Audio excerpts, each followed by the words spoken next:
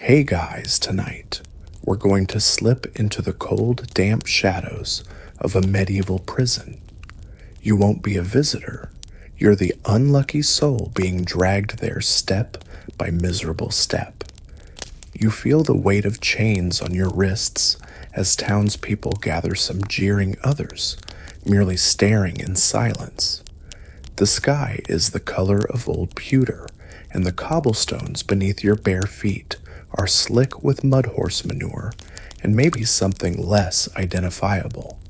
You're cold, you're confused, and your nose already regrets breathing through either nostril. Your crime. It could be anything. Maybe you stole a loaf of bread. Maybe someone said you spoke ill of the king. Or maybe you just looked at the wrong noble the wrong way on the wrong day. Honestly, it doesn't matter. Now you're at the mercy of the law, and let's just say mercy isn't exactly medieval Europe's strong suit. The guards shove you forward. Their armor creaks, with every step their boots clinking against the stones with unnerving rhythm. They don't speak to you. They don't need to. The iron cuffs and the silence say everything your choices are no longer your own. Around you, the town pulses with live fishmongers, hawking at stalls, smoke curling from crooked chimneys, children skipping along rooftops. You're keenly aware that the world goes on, even as yours crumbles. A passing monk makes the sign of the cross as you stumble past. You wonder if it's a blessing or a goodbye. Eventually, the cheerful hum of the village dims behind you. You're led down a winding alley that seems to repel light itself. Ahead looms the jailhouse, a hulking, moss-covered relic that squats like a toad in the mud. Its walls are too high, too thick, and too uninterested in whatever you're about to scream. You hesitate, but the guard behind you gives a solid shove. You stumble up the steps and toward the door. It's wood, but barely so waterlogged and warped it might as well be stone. There's an iron slit at eye level, and behind it something moves. The door creaks open, and the guard grunts something to the jailer inside.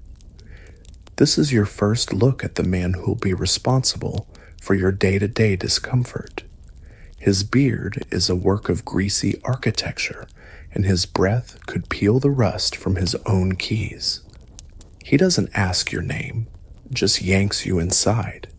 The interior of the prison smells like everything you'd rather not remember: sweat rot, old blood, and wet wool. It's darker than a cellar and colder than you thought possible without snow. Torches line the stone walls, but their flames flicker weakly like even they want out. You're marched past cells. Prisoners stare with blank eyes or mutter to themselves.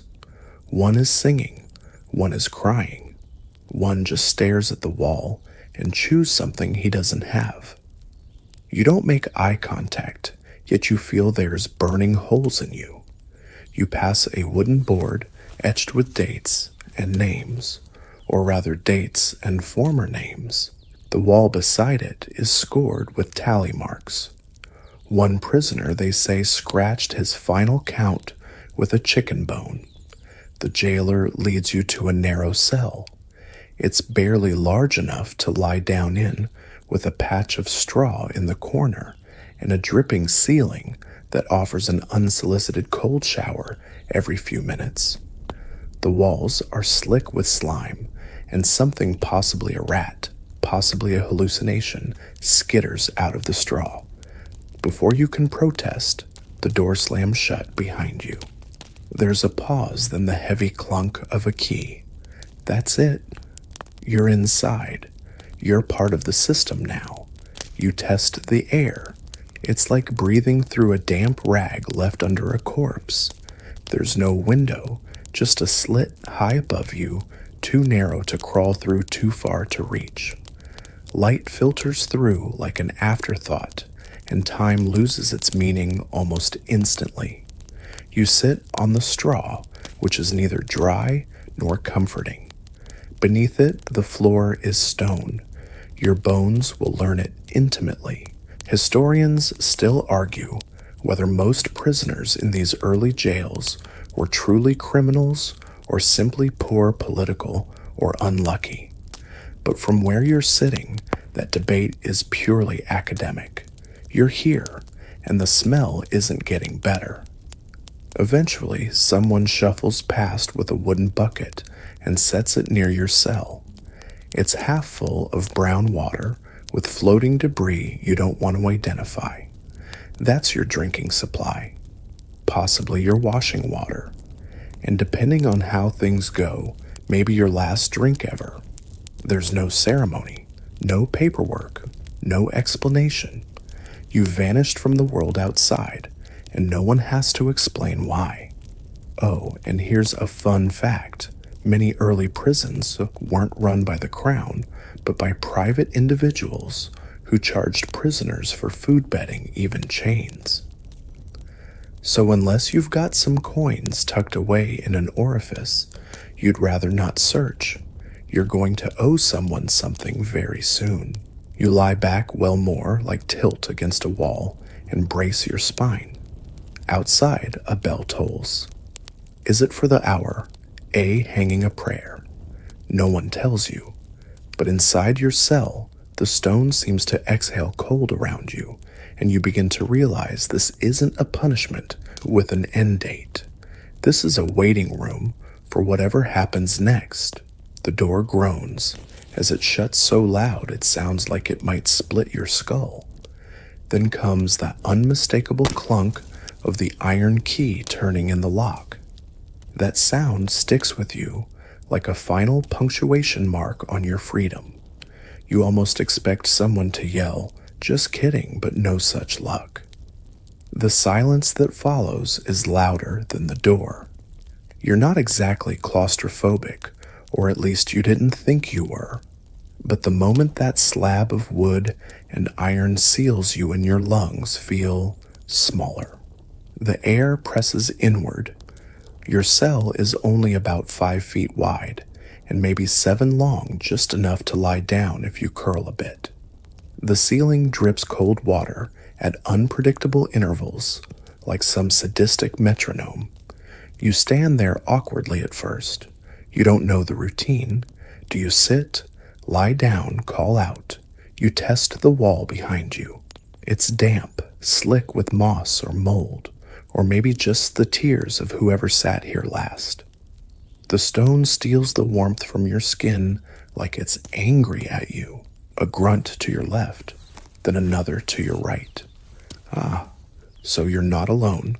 2 other prisoners flank you in neighboring cells, separated by thick bars and shadow. You can barely see them, but you feel their eyes on you. New meat? One of them mutters, not unkindly. What did you do? You hesitate. What did you do? Say the wrong thing. Insult the wrong nobleman. There's no court transcript. You never got your moment to plead innocence. This isn't a modern justice system. It's more like a meat grinder with scrolls. Doesn't matter, the other voice replies. We're all thieves in here, even the ones who didn't steal anything. You don't know what to say, so you just nod more to yourself than anyone else and sink down onto the straw. It crunches slightly beneath your weight, probably infested with everything you never wanted to know about up close. The cell smells like ammonia and hopelessness. Later, you hear a sound shuffling, then a rustle, then breathing. Deep, heavy breathing just beyond your bars. Not the guards, something lower, smaller, and hungrier. Yes, rats. The guards don't bother with pest control. The rats are part of the system. Some prisoners name them. Some eat them. You're not there yet, but give it a week. One particularly bold rat lumbers toward you, nose twitching. You freeze. It sniffs a patch of mold near your foot and waddles off with all the confidence of a tax collector. Guess you passed inspection. Careful with that one, your neighbor whispers. He bites. Gregory the other adds, "We've all tried to kill him. He always wins." And there it is, your first welcome to the strange society of the imprisoned. It's a bizarre fellowship, made up of exhausted sarcasm, grudging alliances, and yes, one potentially immortal rat. Days blur already. You think you were dragged in this morning, or was it yesterday? There's no sunbeam to trace across the floor, just that occasional splash of torchlight when the jailer lumbers by grumbling about something indecipherable. The prison itself is older than anyone living remembers. Built back when ventilation was a nice idea nobody had yet. These stone walls have held generations of the miserable. In fact, one quirky architectural detail, some medieval jails doubled as dungeons and granaries. Yes, grain in one tower, prisoners in the other. Because what could go wrong with rats and food and captives all in one place? You lean back, try to relax, but your shoulders tense against the stone automatically. Your body already knows this isn't rest, it's survival in pause. And then the quiet breaks. A voice, raw low, chanting in Latin, floats down the corridor. It's not holy or melodic, more like a monk gargling gravel. Still it chills you. Don't mind him, someone says. That's old John. He sings to keep the ghosts away. You laugh just a short, nervous puff of air, but no one else does, because the idea of ghosts here doesn't feel outlandish at all. It feels probable. Historians still argue whether medieval prisons were truly meant for long-term punishment or simply a holding pen before execution or fines. In your case, no one's told you anything. There's no scroll nailed to the door, just the silent implication that you'll be here until you're not. Night falls, you think. The corridor grows darker and the chill deepens. The torch nearest your cell sputters and dies with a hiss. Darkness wraps itself around you, thick and absolute. You feel more than hear the other prisoners settling in for the night, shifting on their straw, whispering prayers, coughing. You wrap your arms around yourself and close your eyes. Sleep does not come easily. Your mind replays the walk-here faces of the townsfolk, the boy who threw a stone at you, the woman who didn't look away. Were they judging you, pitying you? You were one of them once. Now, you're a lesson. At some point, you drift off. You dream of bread. Just bread. Warm, crusty with butter. You wake up biting the air. Still hungry, a voice rasps. You nod in the dark. Good. Means you're still alive. You wake to the sound of someone groaning through their teeth. Not loud, just steady and unsettling, like they're trying not to scream. It's still dark, or maybe it's just always dark now. You sit up, if you can call that posture up, and blink toward the corridor. That's when you realize you're not alone in the cell anymore. A figure lies crumpled on the opposite side, slumped, breathing but shallow. You inch closer and pause at the edge of your straw patch. Prisoner or corpse? The jury's out, and in here there is no jury. You whisper, "Hey." No response. Then a shift, a low cough, hoarse and wet. "You'll want to stay on your side," a voice mumbles. "He's fevered. A guard must have shoved him in while you slept like delivering a sack of potatoes. No introductions, no warnings, just more flesh in the stone box." You crawl backward, as far from the man as possible, heart thudding a little harder. Disease spreads fast in tight places, especially when no one washes anything, including their hands. A simple cough could be your death sentence, and medieval medicine isn't exactly known for its glowing Yelp reviews. Welcome to the fine social dance of cellmates. He moans again. He's young, can't be more than 20, but his face is gaunt, eyes, sunken lips, cracked. You reach out your water cup, still mostly full of mystery sludge, but pull it back. You're not heartless, you're just not suicidal either. Gregory'll drink it anyway, someone mutters from the next cell. You glance down. Sure enough, the rat is back perched like a little goblin, eyeing you with regal indifference. You've met worse roommates. Time creeps. The new guy drifts in and out of fever dreams, mumbling something about a farm and a pig named Molly. You learn more about Molly than you ever wanted. She apparently could open gates. Eventually he sleeps or passes out, and you allow yourself to sag back into your corner. This is the first moment you feel the full weight of what you've entered. You're not just in a prison, you're in a slow brewing stew of despair, boredom, disease, and accidental companionship, and you have no idea how long you'll simmer. Across the corridor, someone snorts and says, "Did he tell you about the pig yet?" You don't answer, but the faintest dry chuckle floats back. In some twisted way, this is how it works. You're part of the group now. You start to learn the rhythms of the place. The jailer shuffles by 3 times a day, or maybe twice, you can't really tell. He bangs on doors, throws in food mumbles, threats to no one in particular. He carries a ring of keys so large it could anchor a boat. You eye those keys. Everyone does. But no one's stupid enough to reach through the bars.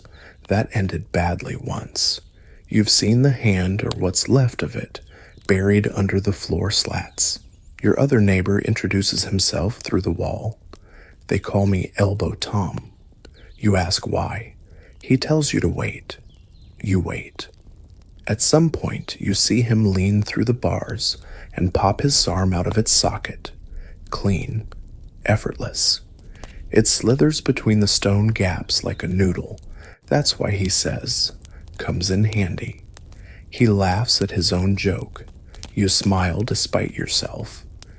There are worse things to be locked in a dungeon with than a man who can dislocate his shoulder at will and enjoys wordplay. Historians still argue whether prisoners formed real communities or just temporary alliances, but here you feel the pull of familiarity.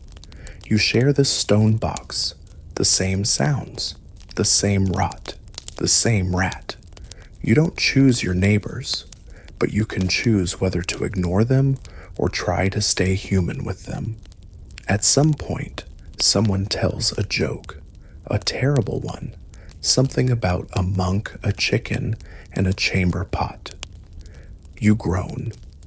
Then someone else adds a line. Soon a whole chorus of chuckles echoes faintly down the corridor. That night, you sleep a little easier, or maybe you're just too tired to care anymore. The feverish boy, his name is Luca, you learn stirs and drinks a sip from your cup without even asking. You let him. His eyes look clearer. Maybe he'll pull through. The ceiling drips. The straw pokes. The rat chews something in the corner. And you lie there slowly turning into someone else, someone harder, someone quieter, someone who understands that in a place like this, the only luxury is a name spoken softly in the dark. The rat squeaks at you again, which is starting to feel like a daily ritual.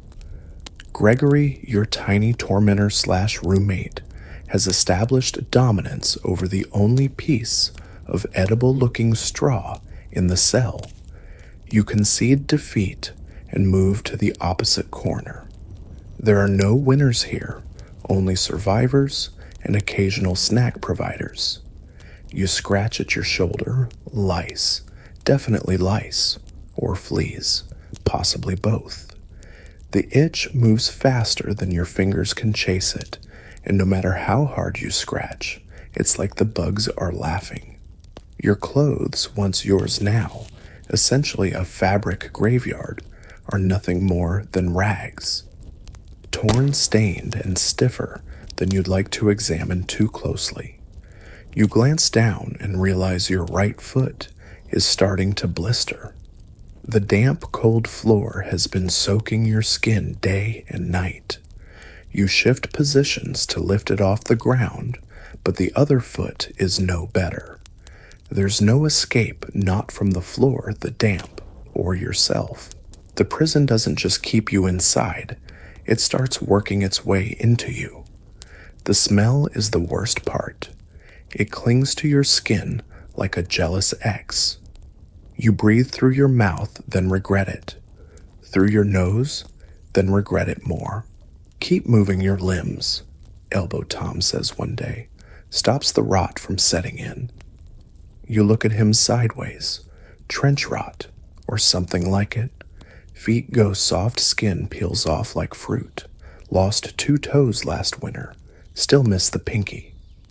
You begin wiggling your toes every so often, just to make sure they're still attached. There's no proper bedding, no pillows. Your straw is flattened and smelly, and more than once you find little surprises in it. Bits of stone, a nail, a tooth, hopefully not yours.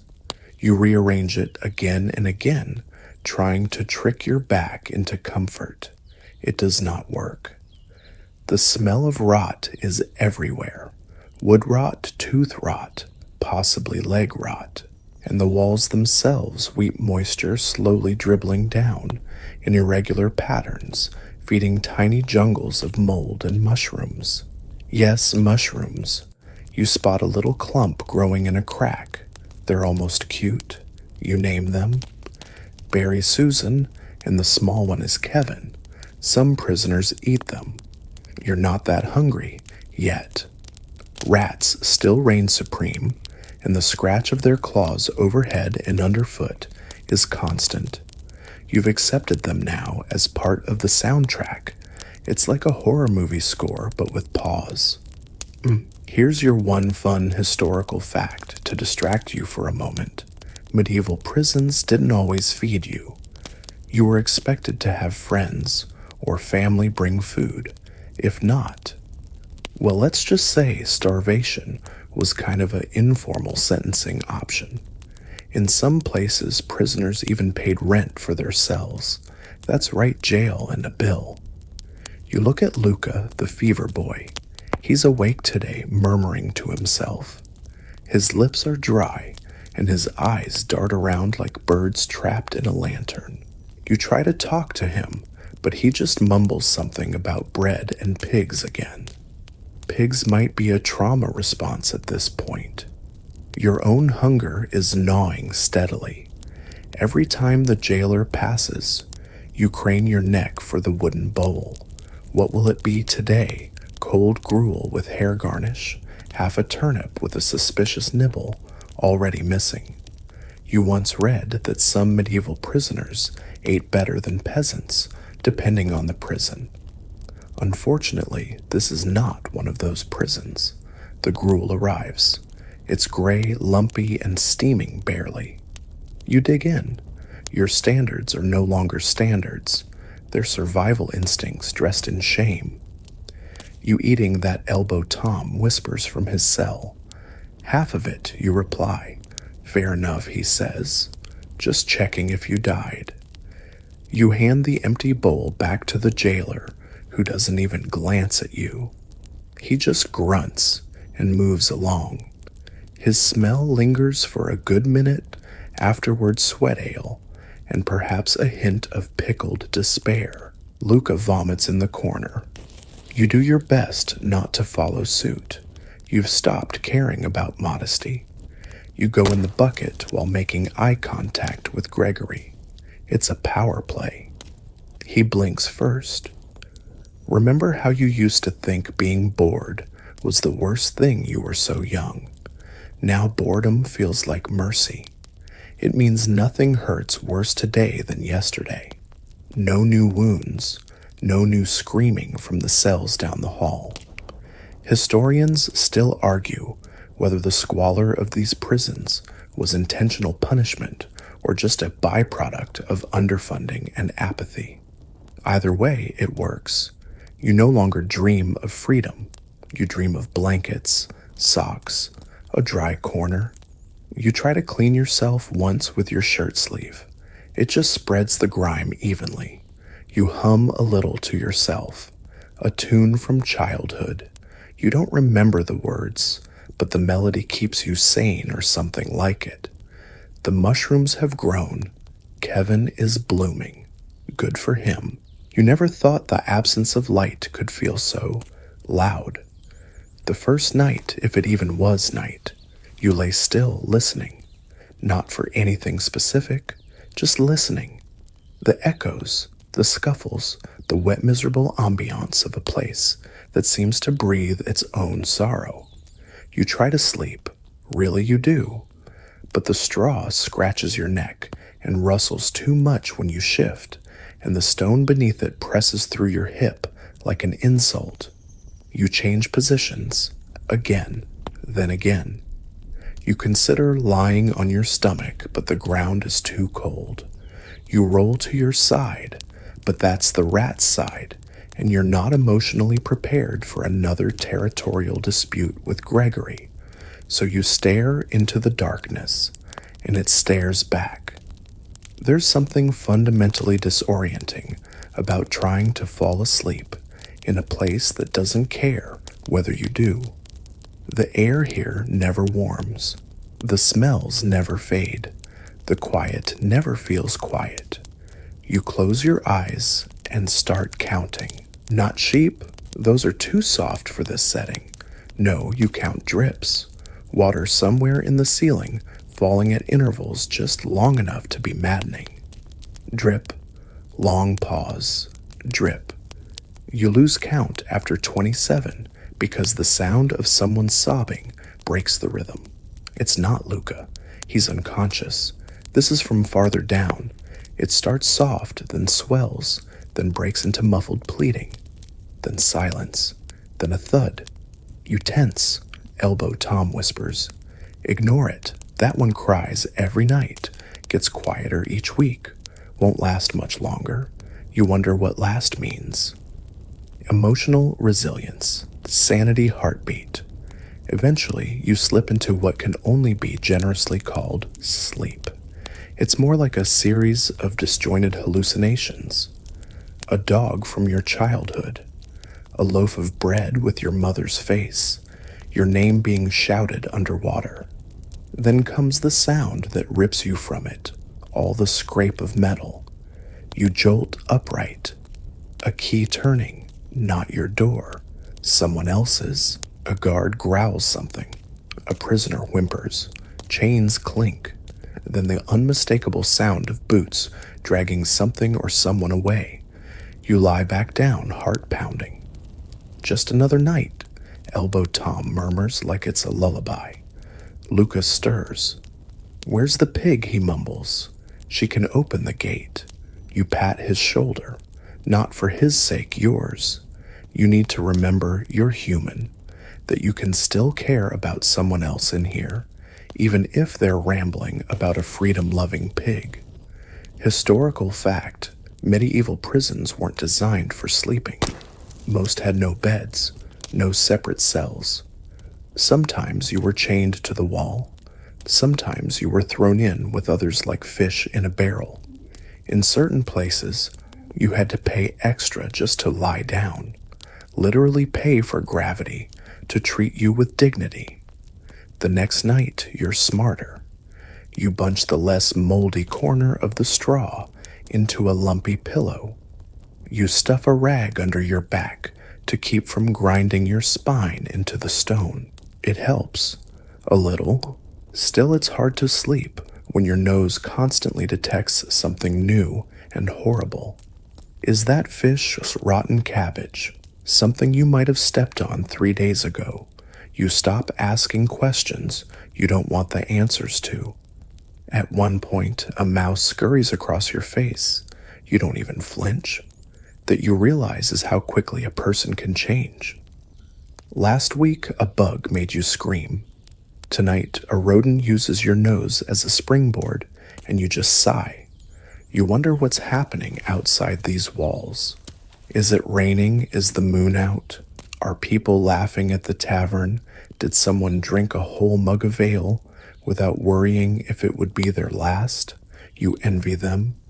You also kind of hate them. Eventually, in the half-sleep that takes over, you dream of escape. It starts simple, a key dropped by a careless jailer. You slip through the gate sprint, through corridors dodge rats the size of pigs. You climb stairs, burst into sunlight, and wake up face first in straw with Gregory chewing your sleeve. Morning elbow, Tom says, as if any morning here could be called that. You sit up. Your back aches. Your jaw is clenched. Your stomach growls. Welcome to the new normal. There's a routine now, or the skeleton of one. Try to sleep, fail, half sleep, wake to screaming, check for new itches, converse with a rat, watch mold grow, repeat. It's amazing what becomes ordinary. Someone across the corridor has started humming. A woman's voice, soft and tuneless. No words, just a lullaby for no one. It fades in and out like the flicker of torchlight. Does she ever stop, you ask? No, elbow, Tom says. She sings for the baby. There's a baby, no, he replies simply. You don't ask again. Historians still debate how mental illness was handled in medieval prisons. Short answer, it wasn't. Madness wasn't a side effect. It was part of the decor. You're starting to see why. That night, as you curl back into your knot bed, you hear the song again. The same wordless melody. You hum along quietly. Somehow, sleep comes easier. The shackles are heavier than they look. Your wrists chafe within minutes of wearing them. And the iron is cold bitingly so, like it has a personal grudge against your bones. You don't remember exactly when they put them on you. One morning, the jailer stomped through the corridor with a handful of cuffs and a smirk, and now here you are, jingling like a haunted wind chime every time you move. They're connected by a chain barely long enough to allow you to bring your hands to your chest. That's generous, really. Some of the other prisoners aren't so lucky. One man missing 3 fingers, and most of his teeth has shackles tight enough to bruise just from breathing. Don't tug too hard, elbow Tom advises through the wall. They'll take it as a reason to add leg irons, or just a good old-fashioned beating. You believe him? Your day begins, if you can call it that, when the jailer rattles past with his club, dragging against the bars. He doesn't stop, just grunts. Your chains clink as you shift upright. Every movement is an effort, like your own body has decided to protest, quietly. Passive resistance by way of aching joints and stiff necks. Some prisoners are taken out. Not you, not yet. Maybe that's good. Then again, maybe they're the lucky ones. You try to stretch. The chains clink loudly. Gregory stirs and glares at you, like you're the one disrupting his sleep. The rat has been getting bold lately. He sits near your straw now, like he's waiting for you to die so he can move in full time. You should charge him rent. The room is darker today, or maybe your eyes are giving up. You notice everything slower. Now light takes time to register. Sounds feel distant. Your sense of time is so broken, it might as well be a melted sundial. Luca moans and rolls over. The shackles on your wrists make it difficult to help him, but you manage to reach over and prop up his head. His fever has broken. That should be good news, but now he looks vacant, less like a person and more like a sketch of one. You try talking to him. He blinks at you, but his words come out backward, if at all. He doesn't know where he is. Poor boy's spirit, Wandered off, the woman across the corridor murmurs. Happens sometimes. The body stays, the soul don't.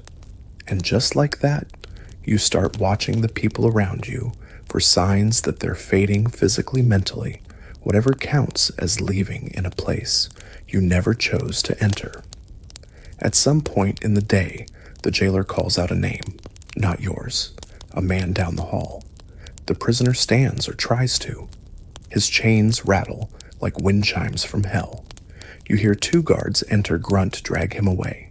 You don't hear him return. Interrogation day, Elbow Tom says. You don't ask what that means. Instead, you examine the stone wall across from you. Again. There's a crack in it that looks vaguely like a chicken, or a map, or a man dancing. Your brain starts playing a game. Find 5 shapes before your mind goes numb. Chicken, dancing man, a fish, crown, a goat with wings. Time passes, and you begin to think about chains, not just the ones on your wrists, but the invisible kind, the ones that tether you to fear or helplessness or regret, the kind that don't rust, but grow over time, fed by your thoughts and stretched tighter every time you lose a sliver of hope. Historical side note, because thinking about history is better than thinking about your ankles. Some medieval prisons used stocks, pillories, and manacles as both restraint and display. A chain was more than metal. It was a message. You were no longer trusted with your own limbs. The irony, in many cases, the chains didn't stop you from escaping. The walls did that. The guards did that. The fact that there was nowhere to go did that. The chains were symbolic, and somehow that made them worse. Back in the present, you shuffle toward the bucket in the corner, dragging your chains behind you. No one gives you privacy. That concept vanished along with your last bath. You manage your business with a kind of clumsy dignity. Then you slump back into your straw and try to rearrange the shackles into a position that doesn't make you want to scream. There isn't one. Later, a boy no older than 10 is dragged in screaming. The jailer tosses him into the empty cell across from you. The boy hurls himself at the bars, crying for his mother, pounding until his fists bleed. No one moves. You want to, but the shackles dig in, and the silence of the older prisoners is louder than any sobbing. Don't get attached, the woman whispers. Kids don't last. You hate that she's probably right. That night, as you lie flat and cold and vaguely crusty, you stare at the ceiling. The dripping has changed tempo. It's slower now. 3 seconds, maybe 4, between each drop. It becomes your lullaby. You name the drops, like you once named sheep. The 5th drop is named Dennis. The 8th is Barbara.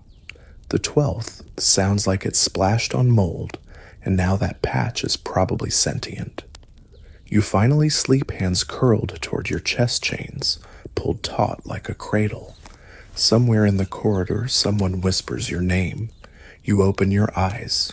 No one is there. Breakfast arrives, if you can call it that.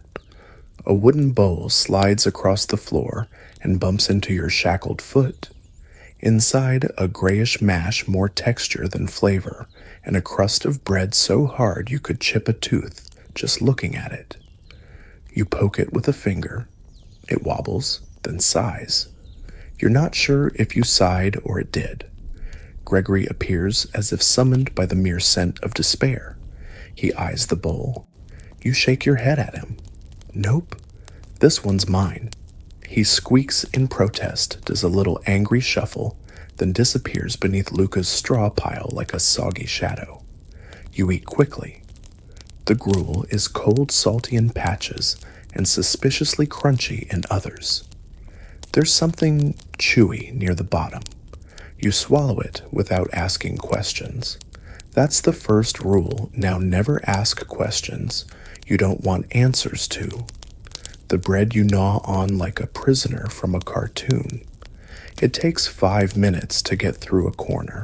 Your jaw aches, and your teeth feel like they've been through a prize fight. But you're chewing. You're alive.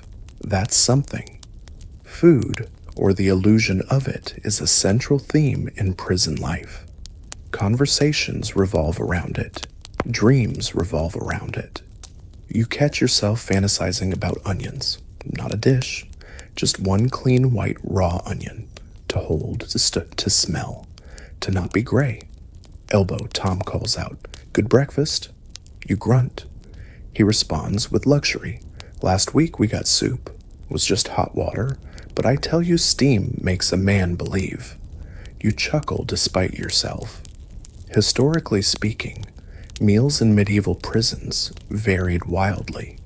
If you were rich, you might get fine food delivered from the outside, sometimes even wine. If you were poor, you were lucky to get stale scraps, if anything. Some prisons didn't provide food at all.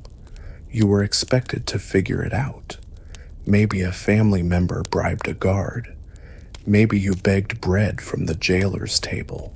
Maybe you ate less traditional protein sources. You've already started to play mental games with your food. You imagine it's stew, not gruel stew, thick, filled with meat and carrots, maybe a potato. Yes, definitely a potato. You stare into the bowl and try to believe the lie hard enough to taste it. Then Gregory scampers by a crust in his teeth. The illusion shatters. You sigh. Some prisoners here talk about a tavern in the next town over. Supposedly has the best lamb stew in the region. You've heard the story 3 times from 3 different mouths. Each version has more garlic, more herbs, a prettier barmaid. You're fairly sure the tavern doesn't exist. It's just hope in narrative form. But you want it to be true. You want to walk in, shake the dirt off your boots that you don't currently have and say, "A bowl of your finest, please." You want warmth and a spoon and no one watching you eat like they might steal the bowl the moment you blink. Back in reality, Luca finally stirs. You help him sit up. His hands tremble as he reaches for the bowl. He barely eats a few spoonfuls before coughing violently into the straw. You push the rest toward him. He looks at you like you're a saint. You feel more like a ghost.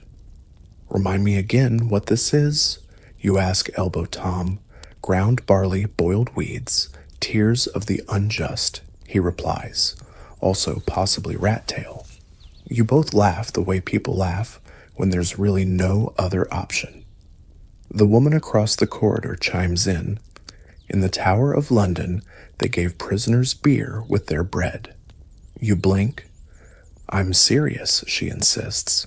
"Historians say it kept the water clean. Small beer, they called it. Not strong, but still." Luca groans and mutters something about ale. You smile. Historians do still argue whether beer was a standard prison drink or just reserved for certain social classes. Either way, you can't help but imagine it, cool, foamy, bubbling across your tongue. Heaven in a mug. Your stomach does an excited flip. Instead, you slurp your gruel. A rat squeals somewhere behind you. It's all very romantic. The day moves slowly. Time in prison is like molasses, if molasses smelled bad and occasionally screamed. You clean your bowl with your finger, then your finger with your tongue. Dignity is a currency you've already spent. Be midday or whatever counts as midday, your stomach protests again. You think about biting your own sleeve. It smells like sadness in mildew, but you'd be lying if you said the fabric hasn't started to look a bit like jerky. You resist, for now. Later, the jailer returns tossing a second helping of gruel through the bars. It hits the floor with a splat. You pause. No one moves. Then the woman across the hall mutters, "Don't trust it." Second helpings mean something. What kind of something? Trials coming? Or punishment? Or maybe someone just died and left an extra bowl. You eye the bowl. Steam rises from it faintly. It's the warmest thing you've seen in days. You eat it anyway, because hunger doesn't listen to paranoia.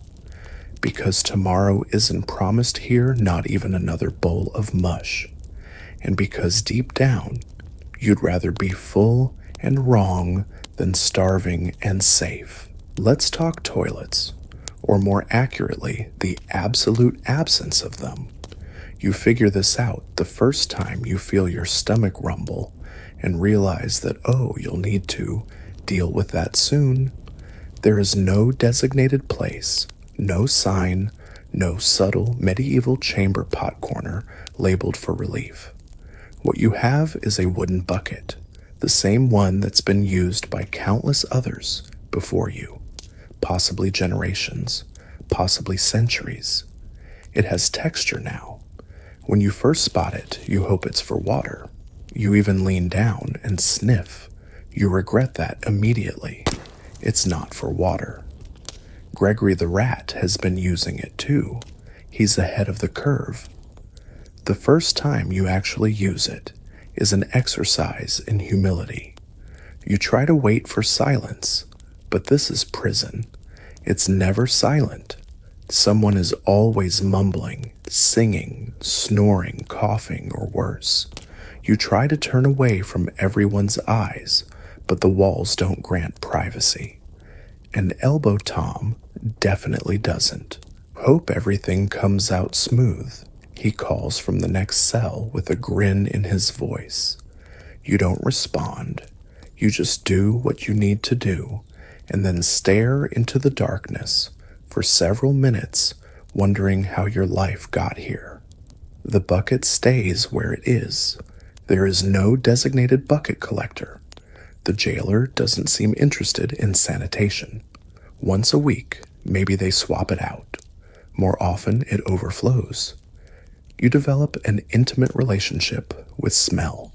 It becomes a roommate, a partner, a clingy, jealous presence that follows you everywhere and refuses to let anyone else near.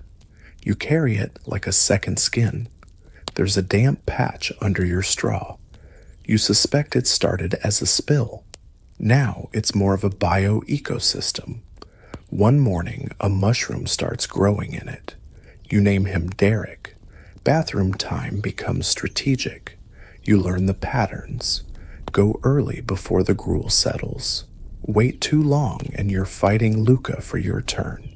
He doesn't say much, but even in delirium he guards the bucket like it's a family heirloom. Sometimes you get creative.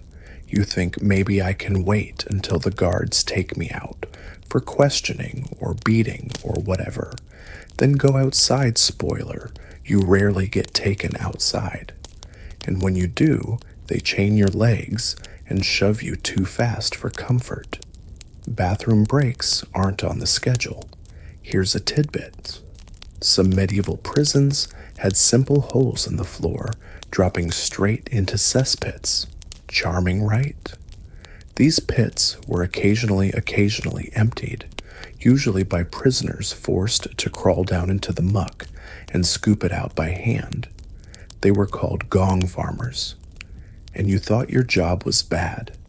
In places like Newgate or the Fleet Prison, poor drainage meant that filth would back up and flood cells. Rats naturally thrived. Disease spread like rumors. And still, prisoners were expected to pay for the privilege of being housed there. Yes, even the stink came with a bill. You begin to track time by smells. Fresh gruel, speech at morning. Sweaty jailer, each midday. Overflowing bucket, afternoon. Fire and wax. Someone's been dragged out for punishment. The worst part, you adapt. Slowly, quietly, your body adjusts. You no longer gag at the smell. You stop wrinkling your nose. You stop covering your mouth. You become part of the smell. Luca, bless him, once tried to clean the bucket with his shirt.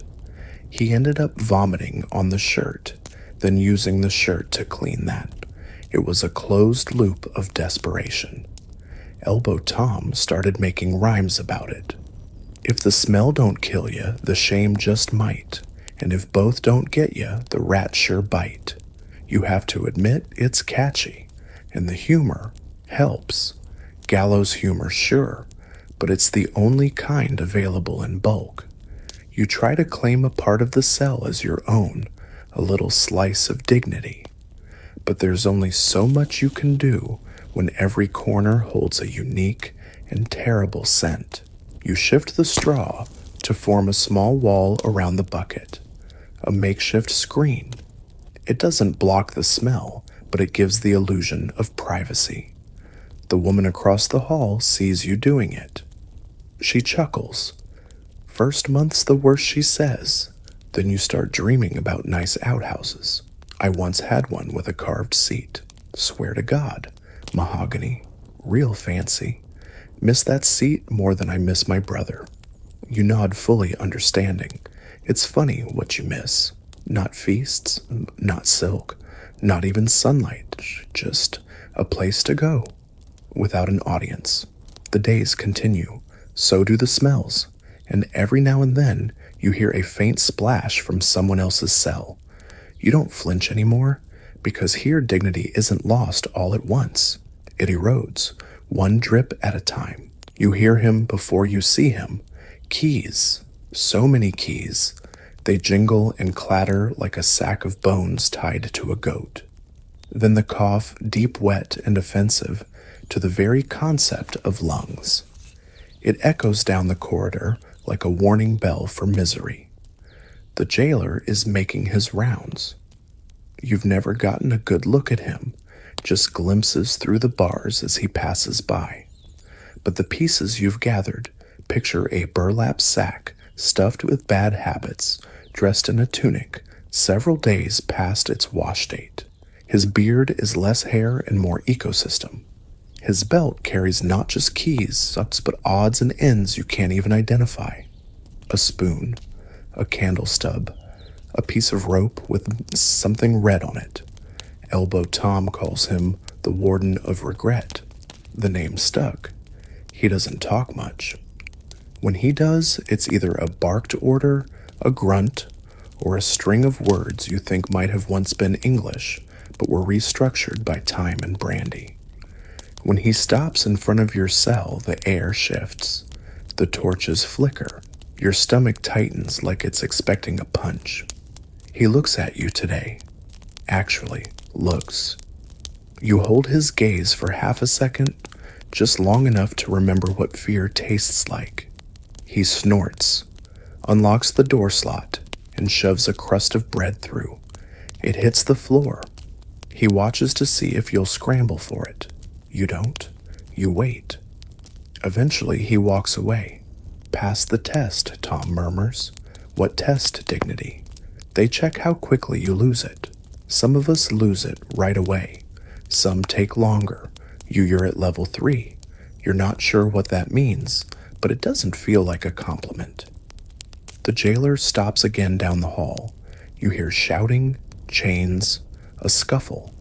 Then the unmistakable thud of a fist meeting flesh. A door slams.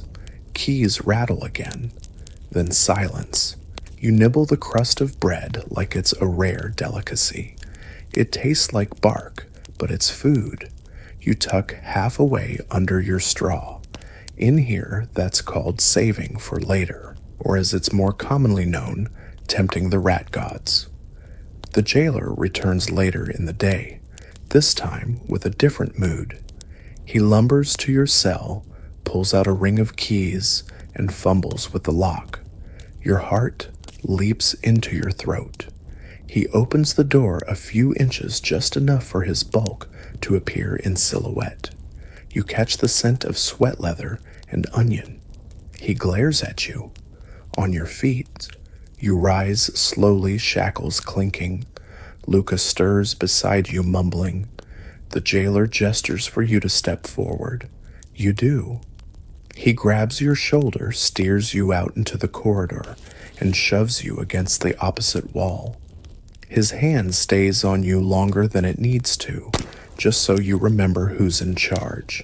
Elbow Tom got out today, he mutters. Your eyes widen. Wait. What? The jailer laughs. Kidding. He just passed out from hunger.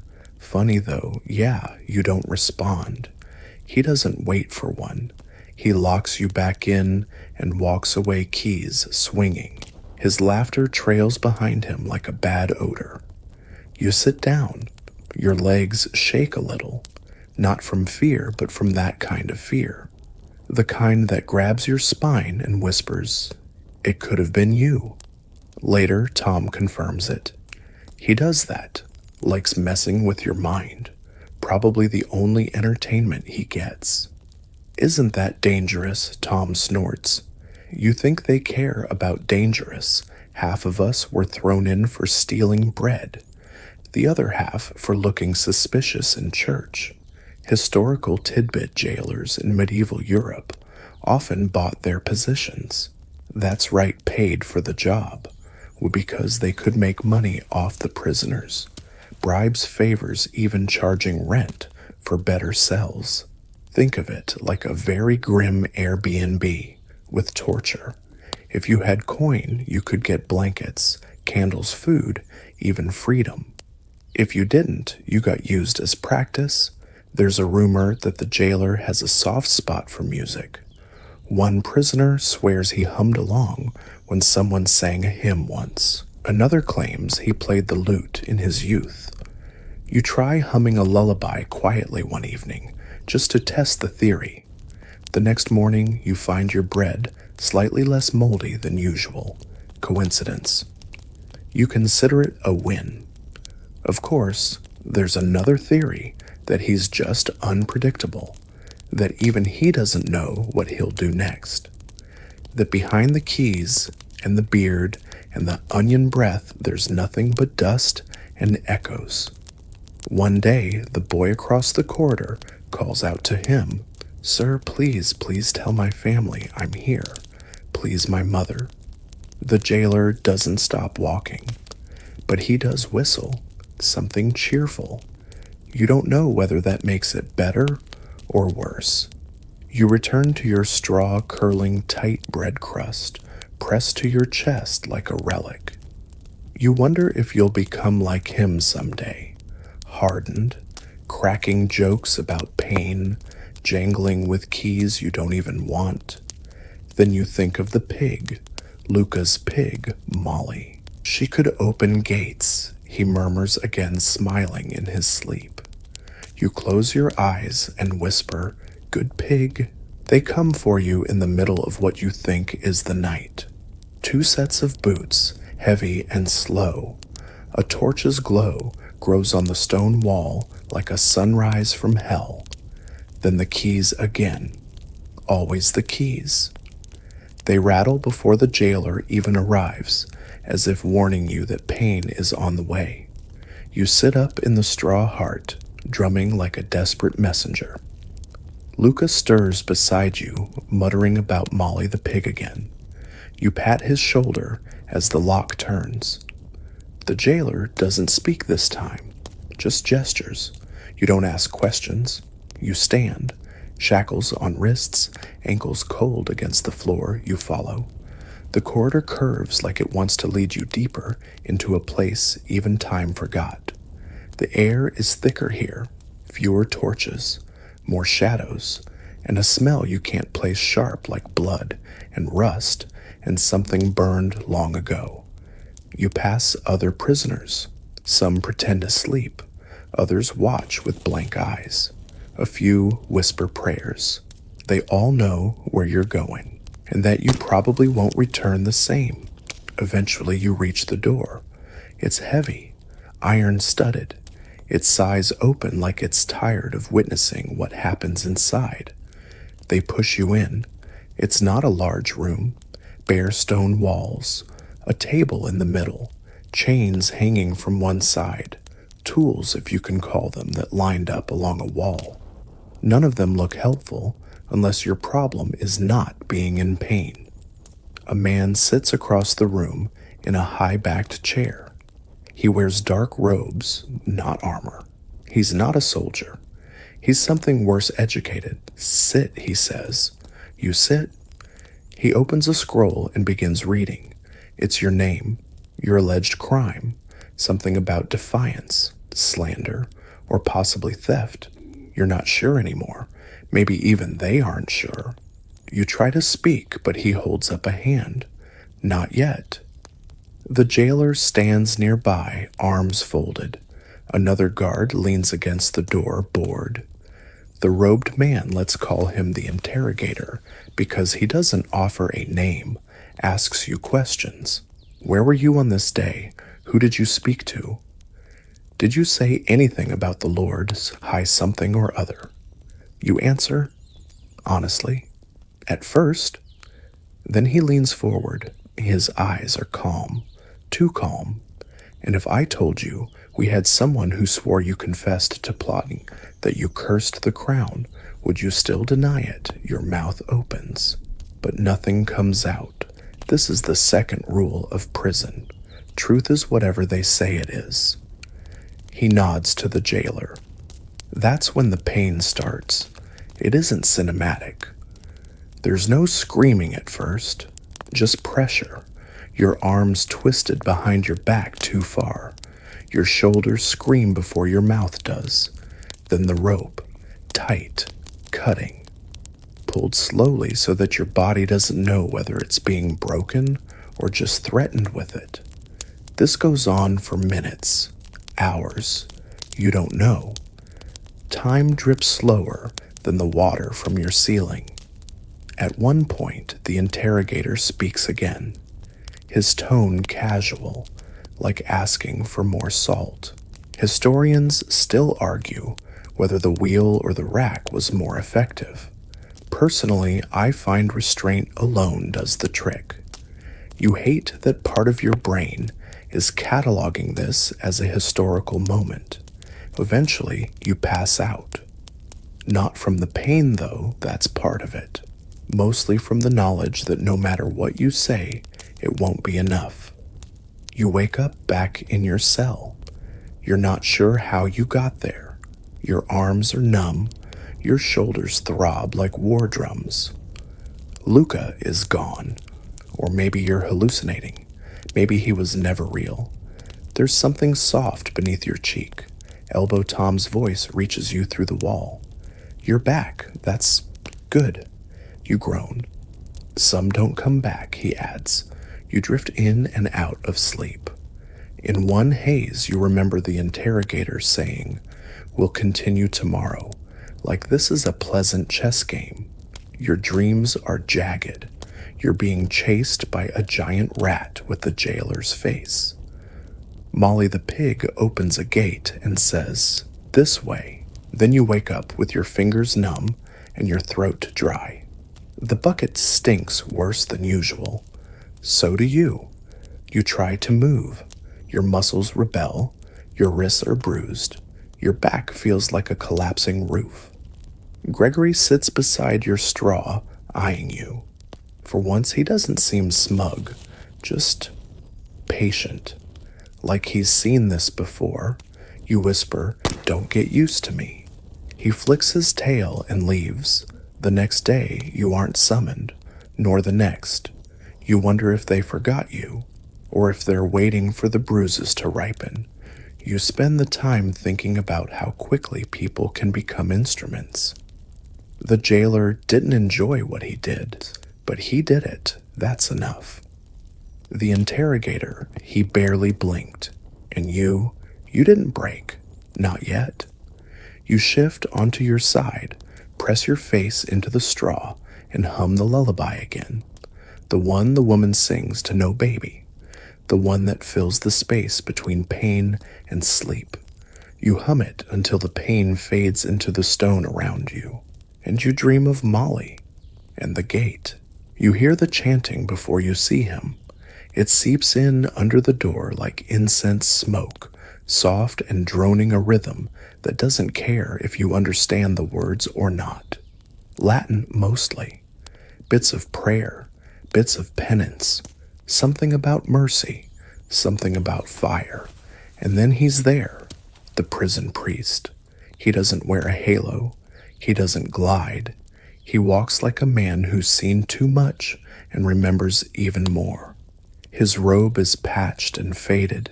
His sandals are fraying at the edges. His breath smells faintly of wine and resignation.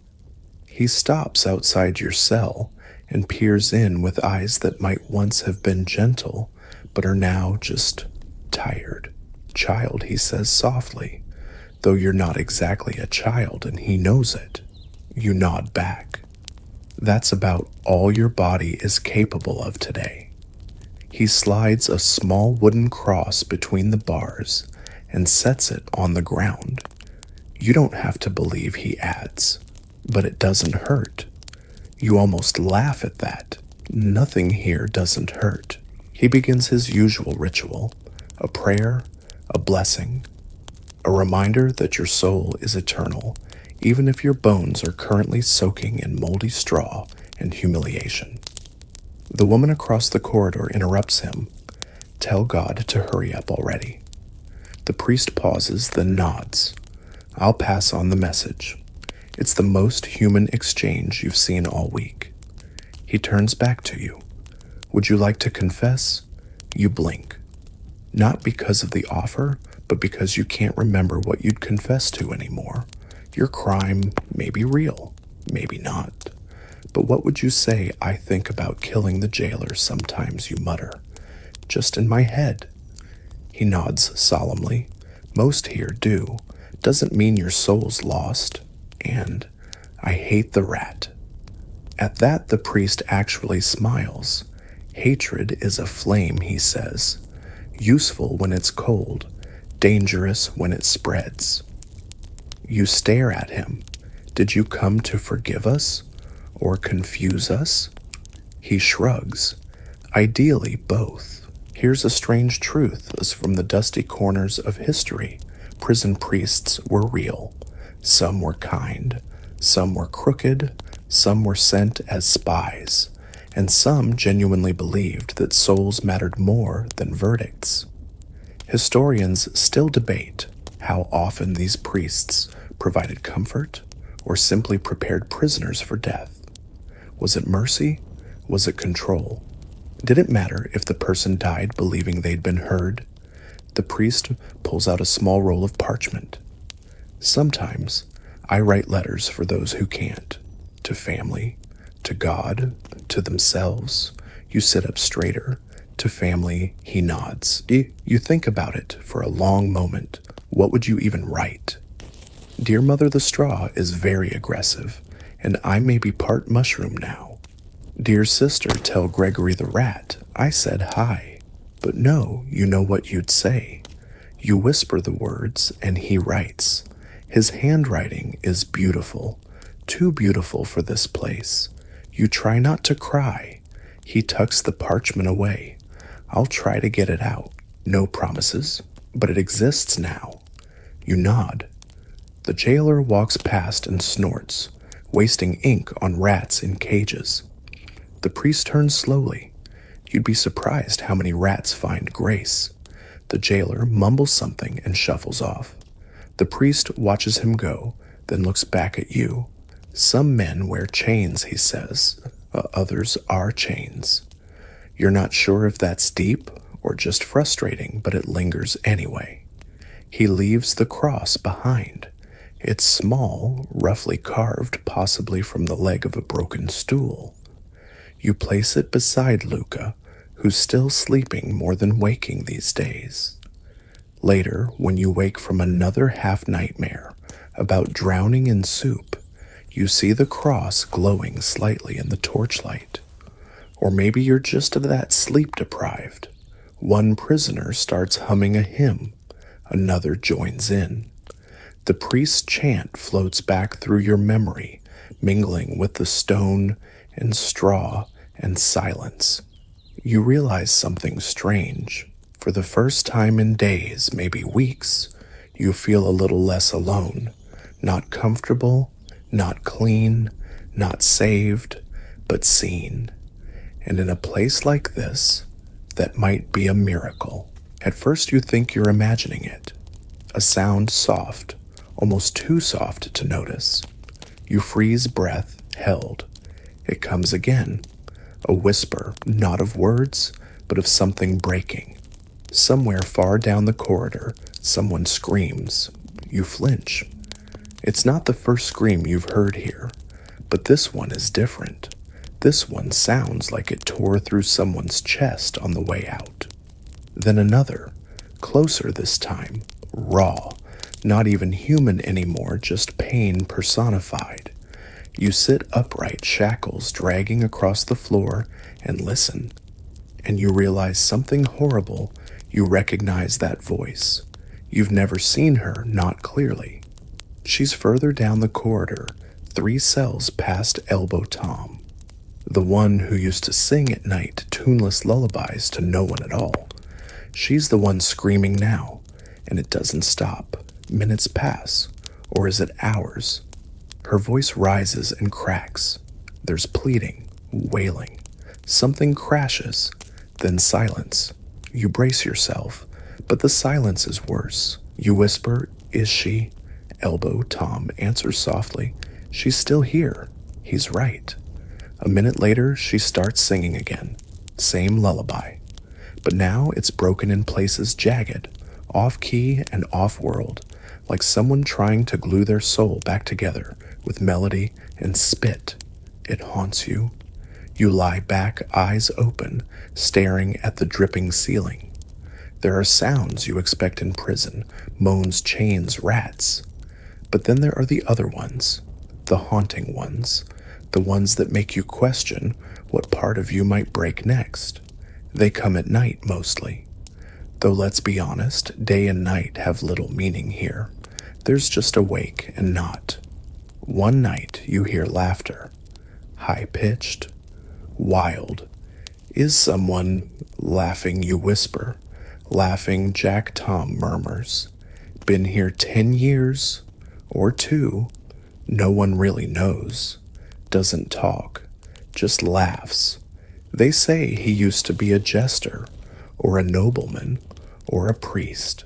Historians still argue whether many prisoners in medieval dungeons were held with any clear legal process, or whether they were just political undesirables or enemies of someone with a sword and a quill.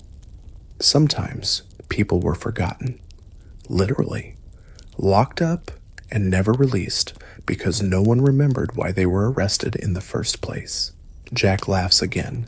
It rises in pitch, then drops into a wheeze. You feel something tighten in your chest. Not fear exactly, more like recognition. You know now how madness starts. It's not all at once. It's not screaming and clawing at the walls. It's tiny. It's when you start talking to the drip above your head, or naming your sores, or whispering stories to the straw so it doesn't feel left out. It's when you realize you've stopped waiting to be rescued and started just waiting. One night you hear something worse than screaming. Nothing. Total silence. No footsteps. No sobs. No dripping. Even Gregory is still. You hold your breath. The air feels too dense. You start to wonder if something has happened. A plague, an attack, the end of everything. Then the jailer coughs somewhere down the hall, and you nearly weep with relief. Even pain, even cruelty, at least, it's movement. Stillness is the scariest thing in here. You whisper into the darkness, "Hey, you still there?" Tom responds. Always. It's one word, but it's an anchor. And then almost as if it were scheduled, the noises return. A prisoner sobs. Another coughs. Someone else mutters a prayer. Gregory squeaks. The lullaby resumes. The stone breathes again, and you exhale. A fringe tale you once heard comes to mind, maybe from a traveler or a monk's story that some old prisons had their own ghosts. Not just spirits, but jobs. One ghost weeps to remind you of love lost. Another whispers to warn of betrayal. Another just repeats your name until you forget how it sounds coming from your own mouth. You never believed it. Now you're not so sure, because sometimes in the half-sleep you do hear your name, spoken not by Tom, not by Luca, not by the priest, but softly, closely, as if whispered just behind your ear. You spin around. No one. You lie back down. Try not to think. Try not to listen. But the stone remembers everything. And tonight, it hums. It rains. You wouldn't know except your ceiling decides to share the news with great enthusiasm. A new leak opens up above your foot, and every 10 seconds, it drops a fat, icy splash onto your ankle like nature's very specific punishment. You try moving your leg. Now the drops hit your hip instead. The prison doesn't just ignore the weather, it actively collaborates with it. When it's hot outside, the air inside becomes thick like chewing old soup. But when it rains, the cold sinks in with a personality. It seeps into your straw, your clothes, your joints. The stones themselves sweat, you shiver, and you're not the only one. All around you, the coughs are worse.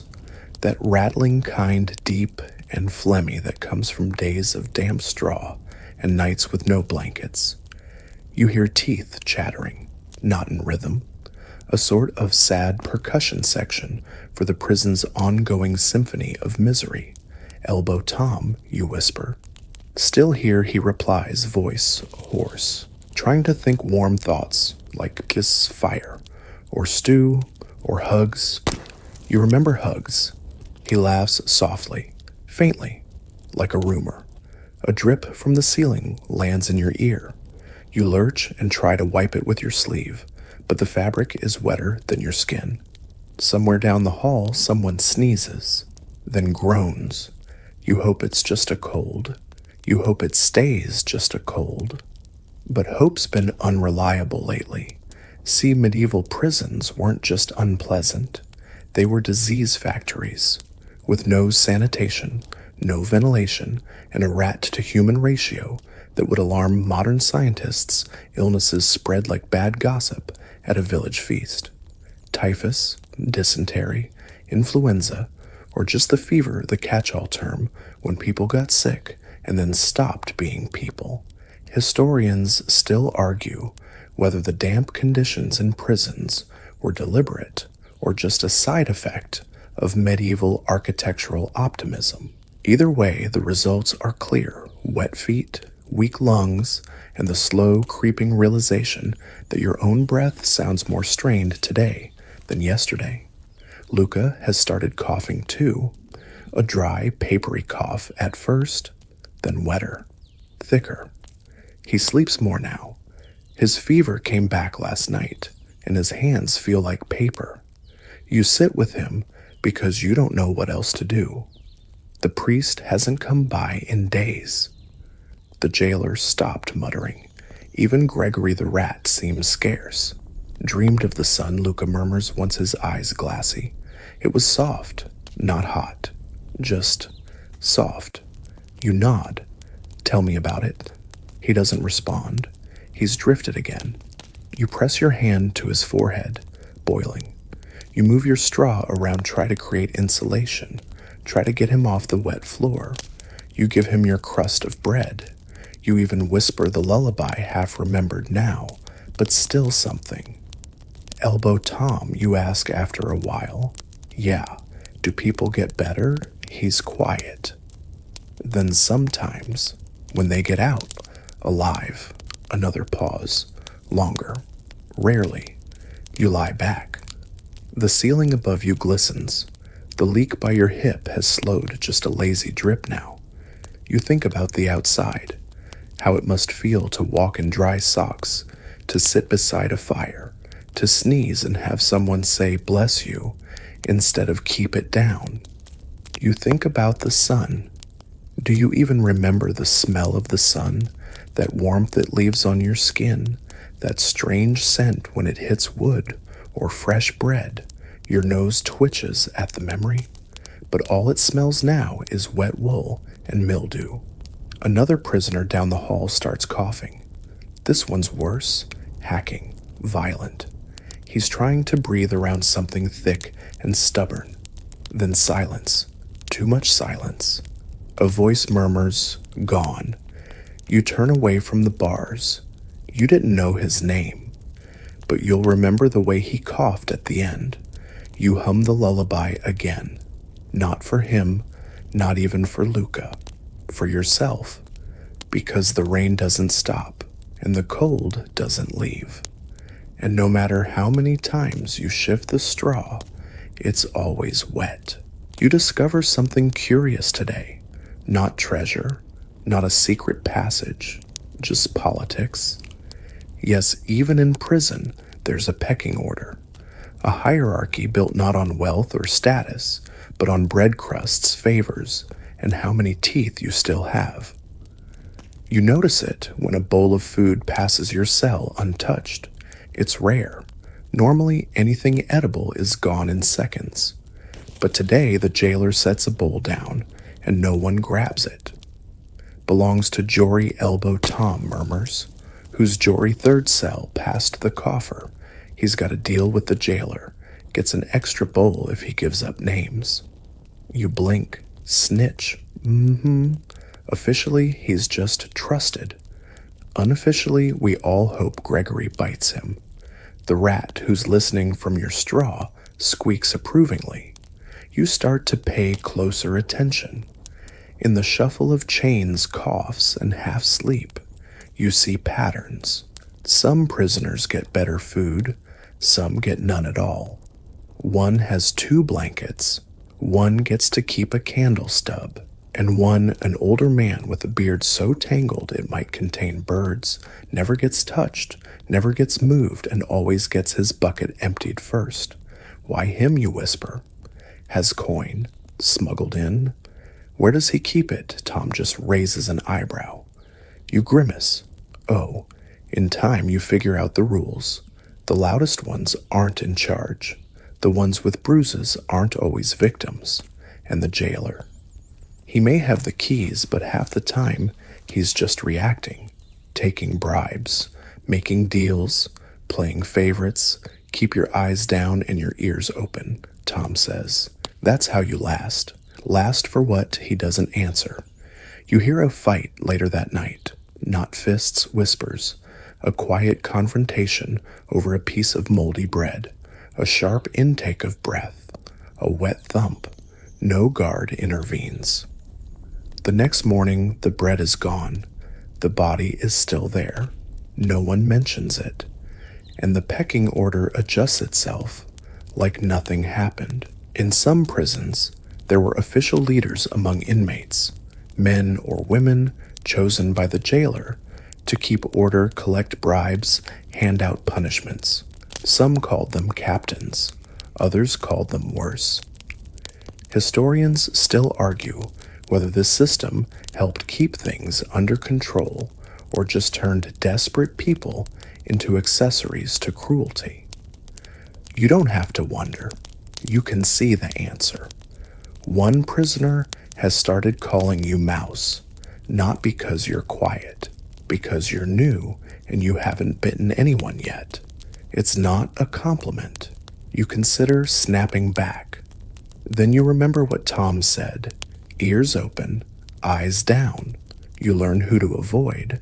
The man with the limp and the red scar under his eye. Stay out of his way. The 2 whispering girls with matching necklaces made of thread, they're a team. Cross one, cross both. And Jory, he stares too long, talks too soft. Always 3 steps away from the jailer, like a shadow trying to choose a new host. You keep to yourself. But the hierarchy watches, measures, adjusts. One day you get a better bowl of gruel than usual. Less crunch, more heat. You savor it, unsure why. Then you see another prisoner eyeing your bowl with hatred. Later, your straw smells like urine. No one saw it happen, but everyone knows. Elbow Tom laughs. You've made it. What you're on someone's list means you matter now. You groan. Then you laugh. Then you realize you're laughing inside a dungeon over the politics of filth and food, and you stop. The lullaby singer has fallen silent. That worries you more than anything.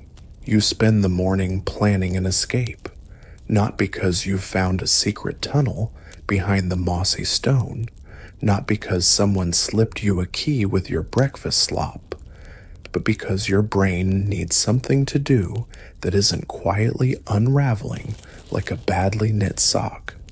It begins as a joke. If I were to escape, you whisper to Elbow Tom, how would I do it? He chuckles. You wouldn't. That's not very inspiring. I'm a realist, and I like having my fingers. Still, he humors you. You start with the basics. Map the prison in your mind, at least. The cell layout, the sound of boots echoing, how long the jailer takes between rounds, the one guard who coughs on every turn, the drip that falls 3 seconds before the torch flickers, the silence right before the singing starts. You watch, you listen, you calculate. If you weren't starving, bruised, and probably mildly infested with something medieval and unpronounceable, you might actually feel clever. Let's say I get the keys, you whisper. Then what? Then you find the outer corridor. Pray it's not barred. Hope no one hears you. Avoid the hounds. Climb the inner gate without slipping. Scale the wall without screaming. Oh, and find your way through the town, in chains, wearing a shirt that smells like fermented straw. He pauses. But hey, it's doable. You sigh. The idea fades, but not entirely. It's enough to carry you through the morning. A fantasy in rusted iron and broken logic. But better than staring at Gregory the Rat as he bathes in your water cup like he pays rent. Truth is, people did escape medieval prisons, not often, not easily. One legendary case involved a nun disguising herself as a boy and walking out the front gate. Another had a prisoner dig through the wall over 4 years, using only a spoon and intense passive aggression.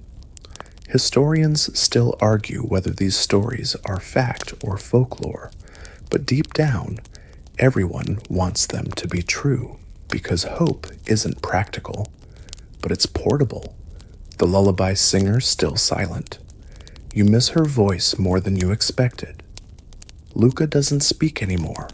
His eyes flicker open sometimes, then drift closed again, like curtains in an empty house. You try not to look at his chest too long. You don't want to know if it stops moving. You whisper the plan again. We take out the jailer, steal his keys, wait until storm cover, dress as monks, say we're lost. Exit through the chapel. Sounds airtight, Tom replies, except there's no chapel. Details. You both laugh. Then a crack splits the air. A whip. Then another. You freeze. From the far corridor, screams follow. They don't echo the way they should. They stick to the walls like tar. You close your eyes and count the lashes. 7, 8, 9. No one says anything. Then footsteps, boots, leather, approaching. Your breath hitches. Not your turn, not your cell.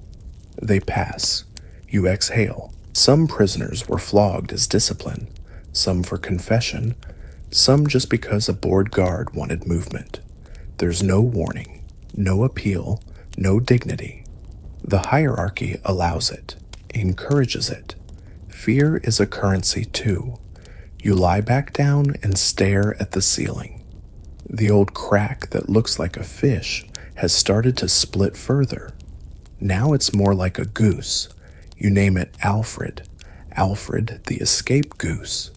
He doesn't look helpful, but he's good company.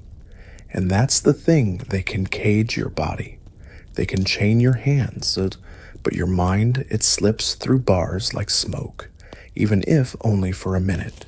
You drift into half sleep. In your dream, the wall crumbles, the door swings open. Molly the pig leads you down the corridor. She wears a crown. You don't ask why. You step outside. The sun hits your face, warm, golden, pure. You wake up crying. It's the first time, not sobbing, just 2 silent tears soaking into the straw. No one sees except Gregory. He squeaks once, and for some reason that helps. You get up, shake your arms, stretch your back. Let's escape tomorrow, you whisper. Tom replies, all right, but I'm taking Gregory as a distraction. Fair enough. Voices, not the usual grunts or mutterings or whispered arguments over bucket space. Actual voices, clear, purposeful, and coming from somewhere beyond the walls. You tilt your head and crawl closer to the bars. The jailer is speaking with someone new. You can tell by the tone, oily rehearsed, like he suddenly remembered what manners are. A visitor. They don't come often, and when they do, the entire prison shifts around them. The air tightens. Conversations shrink to nothing. Even the rats pause their nightly sabotage to listen. You inch closer, careful not to rustle your straw. Clean enough, the jailer is saying, clearly lying. We keep them in order. Most don't cause trouble. A woman's voice replies, soft but firm. You can't make out the words. She's not from here. You'd bet your last crust on it. Footsteps approach. You press your face to the bars, careful not to be seen. A figure walks by hooded, holding a cloth to her nose. Smart. Beside her is a boy, no more than 12. His eyes are wide, scanning each cell like he's looking for a ghost. They pass. Your heart hammers. They stop 2 cells down. Elric, the woman says softly. There's a cough, then a shuffle, then a sob. The boy rushes to the bars and reaches through. I didn't think you'd come. A man's voice croaks. You look away suddenly, feeling like an intruder. A reunion? A real one? Flesh and blood and memory? It shouldn't be possible here. Tom whispers. Family, rare as honest guards. You nod. They stay a few minutes, words too quiet to follow. Then a clink coins maybe, and the woman's voice again. I'll try to send more. She and the boy vanish down the corridor. The jailer's footsteps follow. Silence. Then Elric sobs. They aren't loud, but they unravel you. Not because of what he lost, but because of what you haven't had. No letters, no coins, no familiar faces. You've been forgotten, or maybe deliberately erased. A few hours later, hard to say time here is made of soup, you hear another cell door open. A different kind of knock. A subtle one. Bread slides across the stone. A cup of water. A whisper. Elric's bought a favor. You stare at your own stale crust and briny cup with new understanding. There's a system. Everything has a price, even mercy. Back in the day, visitors were both salvation and danger. They might bring food, letters, money, but they also brought news, some of it shattering. A death, a betrayal, or worse, silence. No news at all. Historians still argue whether visitors made prison life more bearable or more cruel. A glimpse of the world beyond bars can be a kindness or a curse. You lie down and imagine someone walking past your cell. You imagine them stopping. You imagine them whispering your name. You imagine they brought bread and freedom. You wake to find a shadow near your bars.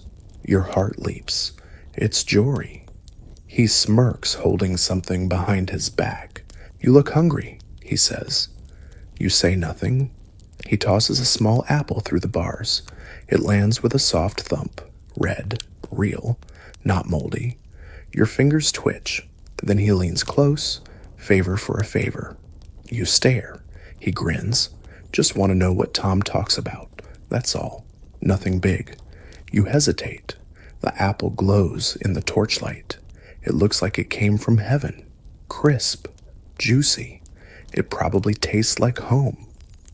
You pick it up slowly, then throw it back. It hits the wall beside Jory's head.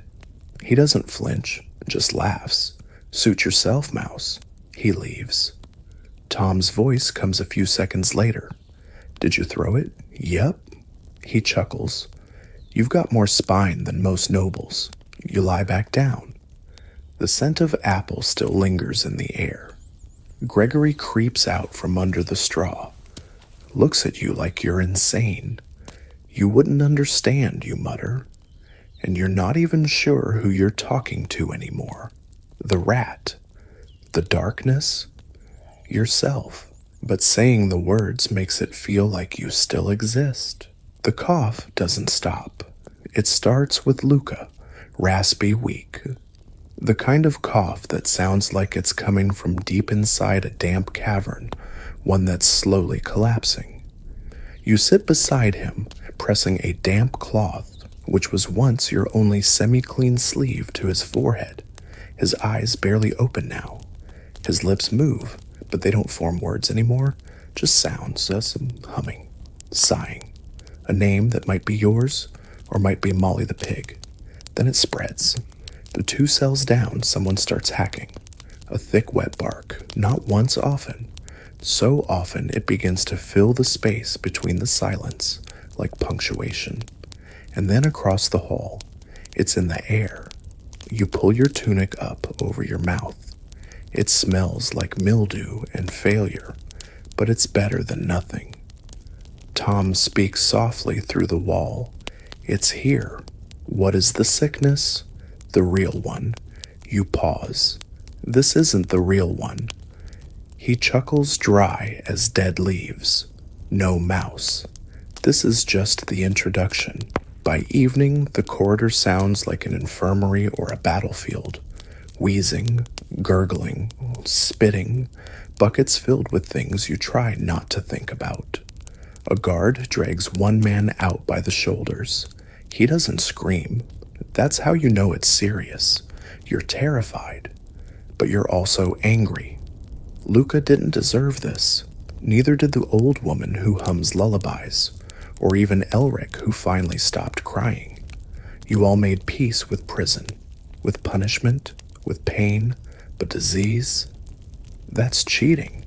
You hear the jailer cough next. That somehow doesn't make you feel better. Fun historical footnote. In the 14th century, entire prisons were decimated by outbreaks of plague, Black Death, sweating sickness, typhus diseases that didn't care about guilt or innocence.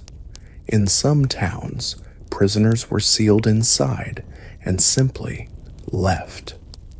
Let God sort them out, the authorities would say. Historians still debate whether some outbreaks were encouraged a convenient excuse to let nature trim the prison population without lifting a sword. You believe it. Luca stops breathing for almost a full minute. You panic, shake him, whisper his name. He gasps barely and curls up tighter. You don't know what to do. There's no medicine, no warmth, no priest, just you. You take off your last scrap of cloth and tuck it under his head. It's wet, but it's something. Across the hall, the lullaby starts again. Quieter this time, slower. The melody drags like it's tired of carrying itself. Tom coughs too. Not bad yet. But it's there. You speak to the rat, just to fill the silence. Gregory, if I get out of here, I'm building you a house. He stares at you. With stairs, and a tiny bed, maybe a pond. Still no response. Fine, but you're paying rent. You laugh a short, cracked sound. It echoes. You whisper, I think I'm losing it. Tom replies, you'd be weird if you weren't. You start hallucinating that night. You see Molly, not the real Molly. A pig can't wear a cape, but this one does. She stands at the door to your cell, winks, and says, "Not yet." Then she's gone. You wake up to Luca's breath shallow but present. You grip his hand. "Not yet," you whisper. Later, a different priest comes through, not the one you know. This one is young, frightened. He won't come near the bars. He tosses a cross on the floor and mutters, "God is watching," before rushing away. You pick up the cross and set it beside Luca's head. The jailer walks past, coughing into his arm. He doesn't say a word. No food comes that day, no water, just the echo of coughing. And the smell. Gregory doesn't even come out of the straw. That's how you know it's bad. You stay awake all night, holding Luca's hand, humming the lullaby from memory. Not because it will help, but because it's the only thing left to do. You wake up to silence, a thick, eerie kind of silence, not the gentle hush of sleep or the pause between conversations, but a heavy, smothering stillness, as if the entire prison is holding its breath. Your fingers are still wrapped around Luca's hand. It's cold, too cold. You don't want to look. You already know, but you look anyway. His eyes are open, cloudy now, fixed on the ceiling. His lips are parted, slightly frozen mid-word, or mid-dream, or mid-final breath. You close his eyes with your fingertips. It takes 2 tries. They don't want to stay shut. You whisper, "Good night, Luca." Then you sit there still for a long time, maybe an hour, maybe 5 minutes. Time has stopped caring about you, so you return the favor. The silence continues. Even Elbow Tom isn't speaking. No coffin, no footsteps, no lullaby. It's like death took a deep breath and spread itself across the walls. Eventually, the jailer trudges by. He stops, looks in. He sees. No surprise, no sigh, just a grunt. He fumbles with his keys, unlocks your cell and gestures. You hesitate. He points again. "Move." You do. He doesn't remove your shackles, doesn't say a word, just grabs Luca roughly but not cruelly and drags him out like a sack of grain. You follow with your eyes until the torchlight swallows them both. Then the door slams again, and you're alone. The straw still smells like fever. The wall still drips. The rat still hasn't come out. You whisper, "Gregory." No reply. Tom finally speaks. "Sorry." You nod even though he can't see you. "You were a good friend to him," he adds. "I tried. That's more than most." Across the hall, someone mutters, "He was too young. Too kind," says someone else.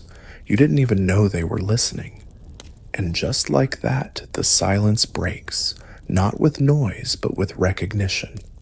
A shared quiet moment where everyone remembers the boy who once spoke to pigs in his dreams.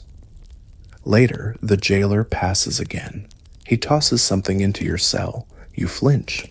It's a crust of bread, still warm. You blink. You don't thank him. He wouldn't want you to. You stare at the bread and think about sharing it, but there's no one to share it with. You eat it anyway. It's soft, not good, but not bad.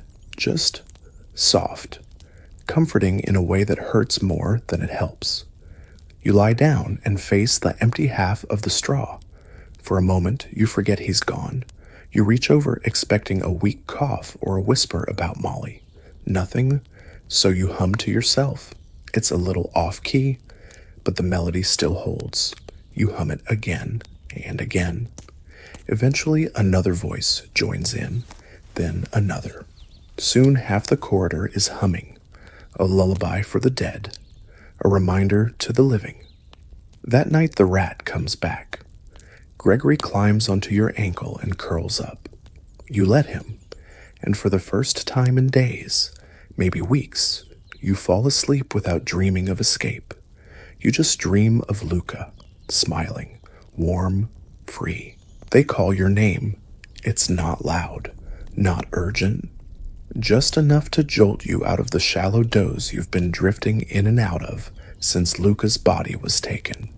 You sit up straw, clinging to your cheek heart, already racing. The jailer is at your cell door. Behind him stands someone new, hooded, holding a parchment. Trial, the jailer grunts. You blink. Trial, he rolls his eyes. Yes, that thing where they pretend to care what happened. Before you can ask another question, the door groans open. You shuffle out, chains dragging. Your ankles are stiff. Your arms ache. The corridor is darker than usual, or maybe your eyes have just forgotten how to adjust. Elbow Tom calls after you. Say something clever. You glance back and nod. You think you smile, but your lips aren't quite sure how anymore. You're led down a hallway you've never seen. This one's cleaner, less mold. The torches burn brighter. You pass 2 guards playing dice. One barely glances up. The other mutters. Another one for the magistrate. The room at the end smells like ink and sweat. It's not what you expected. No grand court, no angry mob, just a narrow wooden table, a bored scribe, and a man in a fur-lined robe who looks like he's late for lunch. You are, he asks, flipping through parchment. You say your name. He finds it. Ah, theft, possible blasphemy, seditious tone. You blink. Tone, yes. He leans forward. A tone, apparently. He taps the papers with a smirk. I didn't use start. He waves a hand. No need. This is just a formality. You pause. Then, what's the outcome? That depends. Did you bring a bribe? You stare. No pity. He stamps the paper. Back to your cell, he says, already motioning to the jailer. That's it. No evidence. No witnesses. Not even a chance to speak. Trial over. You're stunned, silent. The jailer just grunts and yanks you back toward the corridor. This is justice? But of course it is. Medieval prisons weren't built on fairness. They were holding pens, extortion chambers, and political closets for inconvenient people. Trials were more theater than truth. Historians still argue whether trials like yours were meant to find guilt or simply confirm it. So you're shoved back into your cell. Tom hears the door. Back already. You slump us onto the straw. It was quick. Let me guess. They found you guilty. Didn't even ask if I was. Of course not. That's what the chains are for. They're your testimony. You lie there staring at the wall. The crack that used to look like a goose now looks more like a noose. You try to hum, but your throat closes up. Instead, you whisper, "They called me seditious." Tom snorts. You're the least rebellious person in this corridor. You smile, then stop, because something's changed. The air feels heavier, the silence deeper. You count the voices. 1, 2, 3, missing. The lullaby hasn't returned. Elric hasn't spoken since the visitor left. And now even Jory the smug one has fallen quiet. You ask softly, "What's happening?" Tom doesn't answer. Then finally, they're thinning the cells. You go cold. Why no room? No coin? No reason? Maybe they're planning to burn the whole place down and start fresh. Who knows? It hits you harder than the trial. Not because of fear, but because of certainty. You were never meant to leave here. The door opening, trial or not, wasn't hope. It was a countdown. You pull your knees up, wrap your arms around them, and rest your head on the damp, scratchy fabric. If you could disappear into the stone, you would. But all you have is straw and silence, and Gregory who crawls into your lap and curls up like a comma at the end of a fading sentence. You hear a knock, not on your door, not from a guard, not even from a fellow prisoner losing track of reality and manners. It's a soft, deliberate tap on the stone, 3 times slow and even. Then silence. Then the priest's voice. "I brought bread," he says. You shift upright, surprised. It's been days, maybe longer. Time has dissolved into a sort of gray porridge in your brain. You thought he'd vanished like everything else good. He slides a small roll under the bars. It's stale but round, untouched. You hold it like it's a rare gem. "You're alive," you say. He nods. "Only just. There's illness. It's spreading. You already know that. You felt it spread." "I said prayers for Luca," he adds gently. Your throat tightens. He kneels beside the cell, his robe soaking in the muck. "Do you still believe? You're not sure how to answer that? Believe in what justice, mercy, escape yourself. Sometimes you admit. That's enough." He leans closer, lowering his voice. "They're accelerating things. Executions. Releases. Quiet ones. The kind no one records." You swallow. "What does that mean for us?" "It means you may not be here much longer, one way or another." The stone suddenly feels colder under your legs. He reaches through the bars with something in his hand.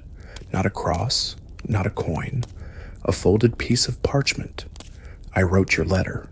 You blink. You remembered he smiles. "I'm a man of the cloth, not of forgetfulness." You take it carefully. It smells like candle wax and ash. You tuck it into the corner of your straw, under the same loose stone where you once stashed crusts. He nods. "I'll try to deliver it." Then he hesitates, like he wants to say more. "You should confess," he says softly. "Again before they come." Your heart skips. He says nothing more, and leaves. Elbow. Tom speaks a few minutes later. He looked pale. He looked afraid. That too. You lie back and stare at the ceiling again. Alfred the Goose Noose crack is now so wide it might qualify as a skylight in the right housing market. You wonder what it means to confess in a place where no one's innocent or where no one's even sure what they did. You whisper, "What would you confess?" Tom sighs. "I once stole a horse, not because I needed one. I just wanted to know what it felt like to ride." You wait, and I fell off immediately. Broke my arm, got caught, worst ride of my life. You laugh, a real one. He chuckles too. You think this? Then I once lied about my name to avoid taxes. A pause. That's surprisingly clever. You grin in the dark. Didn't work? Of course not. The two of you sit in the soft rhythm of quiet laughter, like waves lapping at the edges of a very muddy shore. Later that night, the footsteps come. Not the jailer. He's too heavy, too loud. These are softer, faster. They stop 2 cells away. A door creaks. You hear murmured voices. Then a thud. Then silence. Then dragging. You grip the edge of your straw. Gregory doesn't move.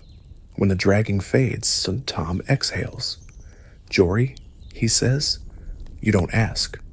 "They took him. That's enough. The priest was right, one way or another. In the morning, if you can call it that, the jailer lumbers past, no food in hand, no greetings, no threats, just a nod, almost respectful. You're not sure what to make of it. Later, the priest returns. No bread this time, just a look. You kneel, you confess, even if you're not sure what matters anymore, even if no one's listening but the rats. You do it anyway, because maybe you need to hear it. You stop dreaming about the sky. It's not a choice. It just happens. One day, you realize your mind no longer conjures blue or clouds or the way the sun tastes when it hits your face. Instead, your dreams are made of stone, of dripping water, of flickering torchlight that doesn't warm, just haunts. Even in sleep, you're here. You've become the prison. The cell knows your shape now. It fits around your body like a mold. The straw knows your weight. The bucket knows your shame. Even Gregory has stopped watching you with curiosity. Now he just sits as if you're part of the furniture.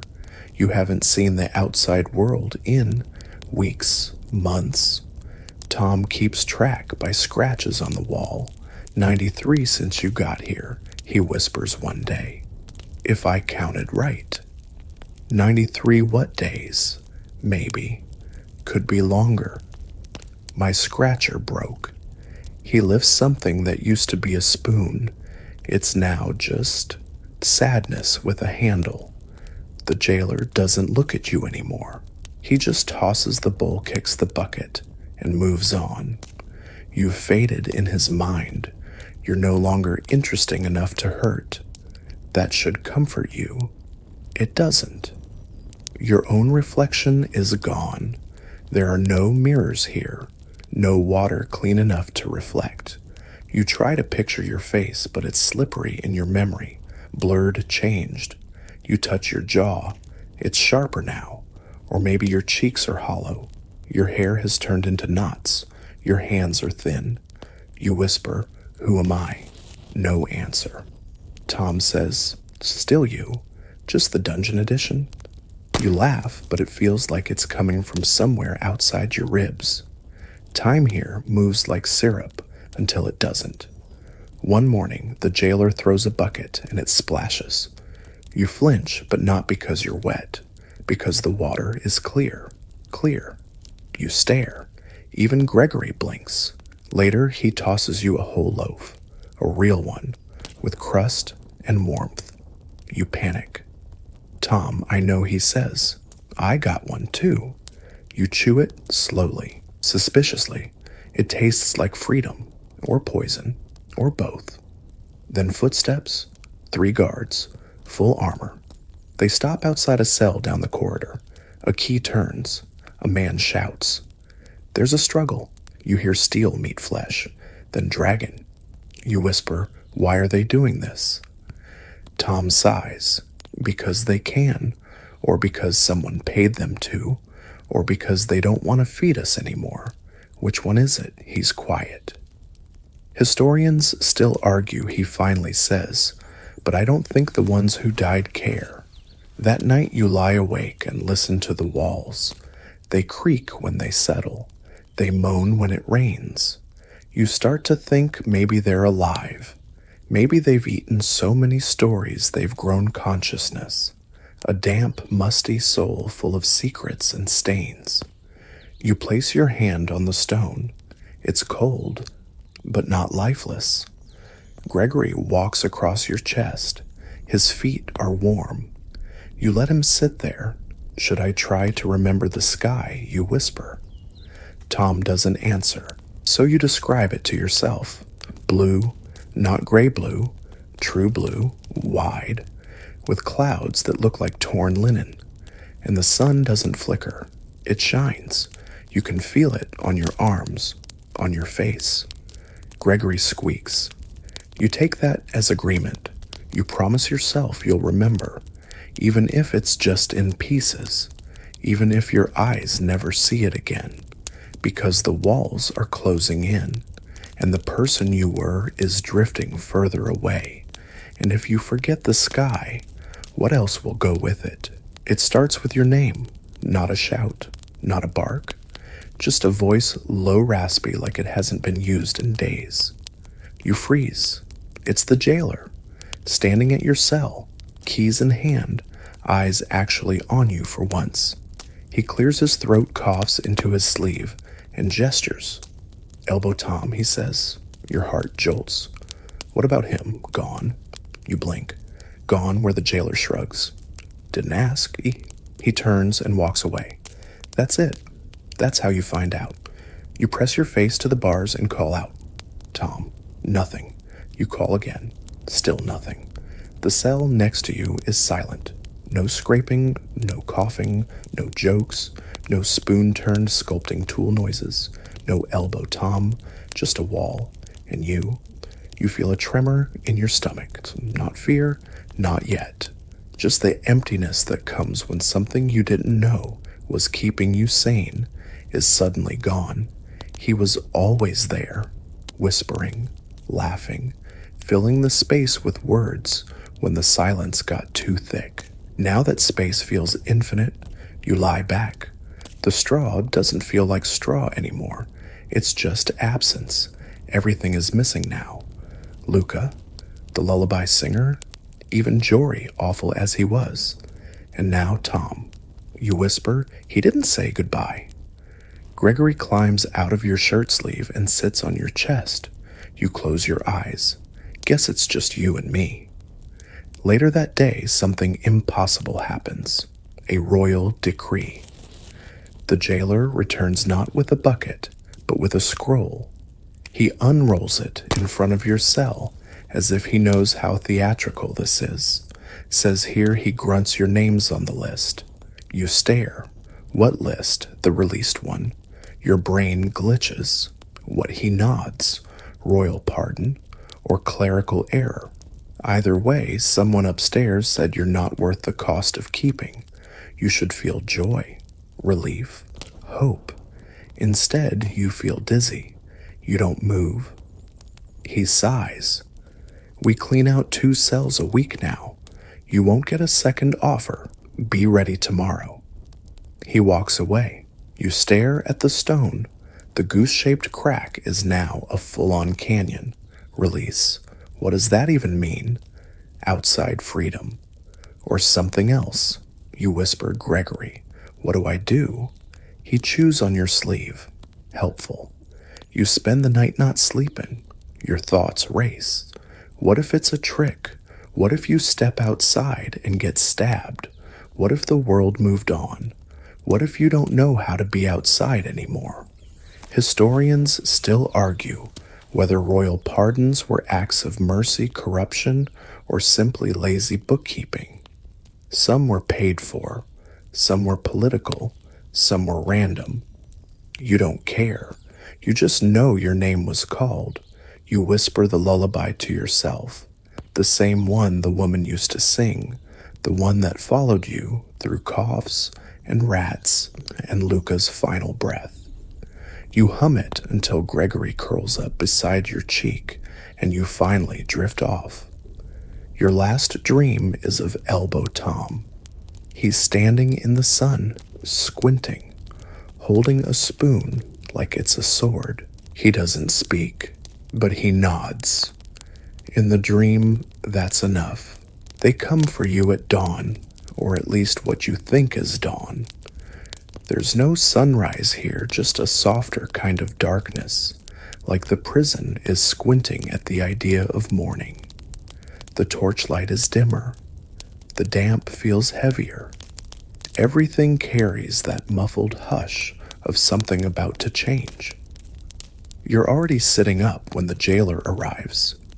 He doesn't say anything this time, just unlocks the cell with the practiced boredom of a man flipping through pages he's read too many times.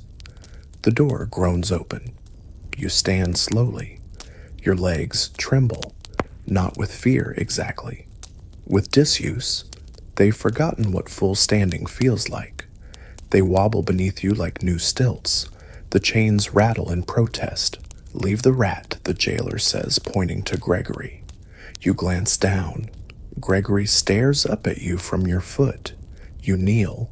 Touch his fur once gently. Sorry, friend, you whisper. He squeaks once. It sounds like goodbye. You walk out. The corridor smells sharper today, not better. Just fresher, as if the wind finally snuck in during the night and tried to do a half-hearted cleanup. You pass other cells. Some watch you, some don't. Some eyes are too sunken to focus anymore. Some prisoners lean forward blinking, as if seeing you in the hallway means something might still be possible. Someone whispers, "Don't forget us." You don't answer, not because you don't want to, because you can't promise that you won't. The jailer leads you through a door you've never seen unlocked before. It creaks open with effort too long unused. The hallway beyond it smells different. Cleaner, cooler. There's stone here too, but it's dry. You feel air against your face. Actual air. Your heart pounds. You pass a wooden bench, a rope, a bucket with clean water. You pass a window. You stop. Your eyes sting. You squint through the grime-covered glass and see it, the sky. Gray, overcast, and probably preparing to dump rain. But it's real. You almost drop to your knees. The jailer grunts and nudges you forward. Don't make this dramatic. Too late. You keep walking.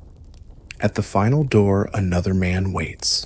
Not a guard, not the priest. Someone in a heavy cloak, holding a scroll and a ring.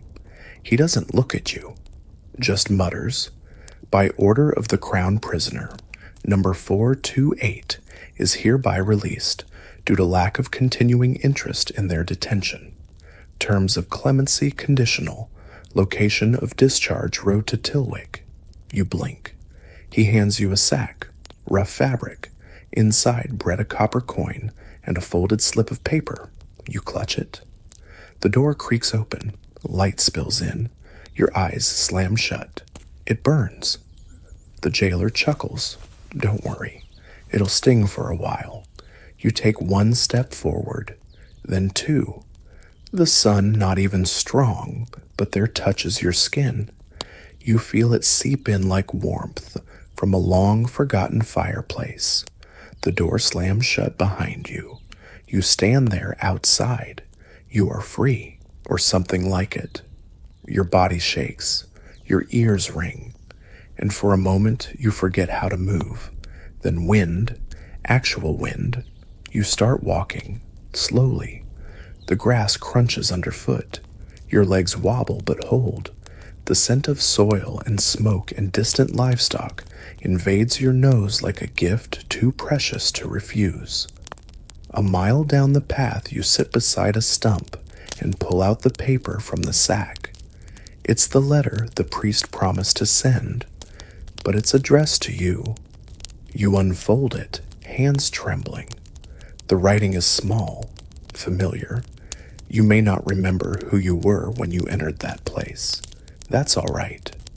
Who you were is not the same as who you became, and who you become next is yours to decide. Walk forward, don't look back. You've already survived the worst place in the world. Now go remember what the sky feels like.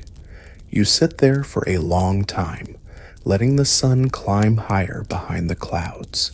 Then you stand and walk, one step, then another, not quickly, not proudly, just steadily, with your head high, and the weight of stone finally lifting from your shadow. The first thing you notice is how loud the world is. Birds, leaves rustling, distant wheels creaking over dirt roads, somewhere a dog barking like it just discovered its own echo. It's overwhelming. You crouch beside the hedgerow off the main road and just listen. For minutes, maybe more. No guards shouting, no cellmates groaning, no footsteps clanking with keys and menace. Just life. Uninterested, unfiltered life. You forgot it had a soundtrack. You smell things now, too, real things. Earth, damp grass, smoke from a distant hearth, the faint sour note of something rotting in a ditch, and even that is better than prison air. You inhale deeply and cough. Your lungs don't know what to do with this much oxygen. You sit on a rock and stare at your hands. They're dirty, sure, but you're kinda dirty. Outside dirt, wind-touched, the kind that comes from walking under open sky. You don't even realize you're crying until a tear hits the back of your hand. No one's watching. You let it fall. Later, you reach a fork in the road. One direction leads toward town, the other somewhere quieter, greener. You don't have a plan, just feet that keep moving. You pass a man herding sheep. He nods at you, doesn't ask your name. You pass a woman drawing water from a well. She doesn't flinch at your ragged clothes or hollow cheeks, just offers a cup. You drink it. Cold, pure. You thank her. She just nods. You wonder, do they know where you came from? Can they smell it? The stone, the rust, the rot that still clings somewhere between your ribs. Or do they see someone who made it? You sleep under a tree that night. No roof, no straw, just stars, real stars. You watch them until your eyes close, and for the first time you dream of nothing. No cells, no chains, no rats, no Molly the pig regal and mysterious, just soft darkness, like a lullaby without music. The next morning a traveler passes. He sees you resting, stops, and offers a slice of cheese. Just like that. You almost don't take it. Old habits twitch, but hunger wins. It's sharp, tangy, alive. You headed toward Tilwick, he asks. You shrug. Maybe. Plenty of work there. They're rebuilding the outer wall. Good stonework. Pays decent. You nod. He moves on. You watch the road for a moment, then follow. Half a mile later, you pass a group of children. They're chasing a chicken. The chicken is winning. They laugh, tumble over one another, squeal with glee. One little girl sees you. She stops, waves. You wave back. She runs off to catch the chicken. You smile. Another hour down the road, it starts to rain. Not a prison drizzle, real rain. Bold drops, cool and clean.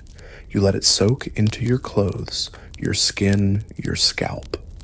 It washes everything, or tries. You stretch your arms wide and tilt your face upward. This is what freedom tastes like. Not fanfare, not fireworks, just rain. You make it to a ridge. At the top, you see the road stretch out below green fields, a distant village, smoke rising in gentle curls. A place where no one knows your name. You sit on the edge. You whisper Gregory would have hated the mud. You laugh, a real laugh. And it doesn't echo. It just fades into the wind. You take one last look at the horizon. Then you step forward. Not running, not limping, just walking, alive. You never expected to miss the sound of your own footsteps. But now, as your boots, new boots, from a kind-hearted tanner in Tilwick, who muttered something about, you look like you've walked through hell backwards, scuff the road with each step, you find yourself listening to them like a song, one that proves you're still here, still moving. The town welcomes you in its own strange way. No one asks questions. Or if they do, they keep them to themselves. You work, you sleep in barns, you trade labor for bread strength for coins, silence for belonging. You don't tell anyone where you've been, not because you're ashamed, but because you don't know how to explain it. How do you describe a place that takes your name, your voice, your memories, and replaces them with cold straw and shadows? So you nod. You smile when appropriate. You lift heavy things. You fix broken fences. You eat slowly. You thank too often. And you sleep lightly. At night, you still hear the drip. That damned ceiling drip. Even out here in the open, your brain conjures it. One drop. Pause. Another. The phantom bucket, the ghost of the lullaby. Sometimes you catch yourself counting again. Not sheep, not stars. Just days, even now, even free. 1, 2, 3. Gregory would have lost interest by now. Rats have shorter attention spans than trauma. You help rebuild the chapel wall. The stone is warm from the sun. The mortar smells sweet clean. You press your palms into it, leave fingerprints, and smile. This one will last, the mason says beside you. You nod. I hope so. He doesn't know what you really mean. You earn your first full coin by week's end. It feels heavier than it should, not just in weight, but in meaning. You hold it in your hand long after the market's closed. Eventually, you tuck it into your satchel. Alongside it, your folded parchment from the priest. You haven't read it again. You don't need to. You remember every word. Some nights you walk to the river. The air is different there, quieter even with the rush of water. You skip stones poorly but with dedication. One bounces twice. That's a victory. Another splashes immediately. You smile anyway. And for some reason, you say aloud Molly would have loved this. No one hears. But you say it again anyway. There's something sacred in speaking names out loud, in reclaiming memories on your own terms. The prison took enough. You're keeping this. One day, you hear a traveler in the tavern telling a story. And there was this old dungeon, he says, somewhere near the coast. They say it swallowed people whole. But get this, someone got out. Your breath catches. You listen. He shrugs. Don't know if it's true? Probably not. But makes a good tale. You lean closer. What was their name? He pauses. Didn't say. Just a shadow that walked free. Creepy, huh? You smile. Sounds like a survivor to me. He nods. Maybe. Or a ghost. You leave before the story ends. Some stories don't need endings. They just need continuation. You walk through Tilwick's gate that evening and watch the sun slip behind the hills. It's not dramatic. No golden beams or choirs of angels. Just light fading, gently. And the quiet promise of another day. You step into it. It starts with smoke. Not the dangerous kind, no fire, no panic. Just a faint curl rising over the edge of the horizon, spiraling into the morning sky. You squint from your spot on the hillside path. It smells of firewood, not ruin. Pine and oak and something warm beneath it, baking bread. A village. You make your way down the winding trail, your pack lighter than it should be. You carry only essentials bread, the coin pouch, a small knife, and the folded letter. You never take the letter out, but you check that it's there every day. It's your compass. The road curves into a small hamlet you've never seen on any map. Just a few houses, a stable, a chapel, with ivy creeping up one side and smoke drifting from every chimney.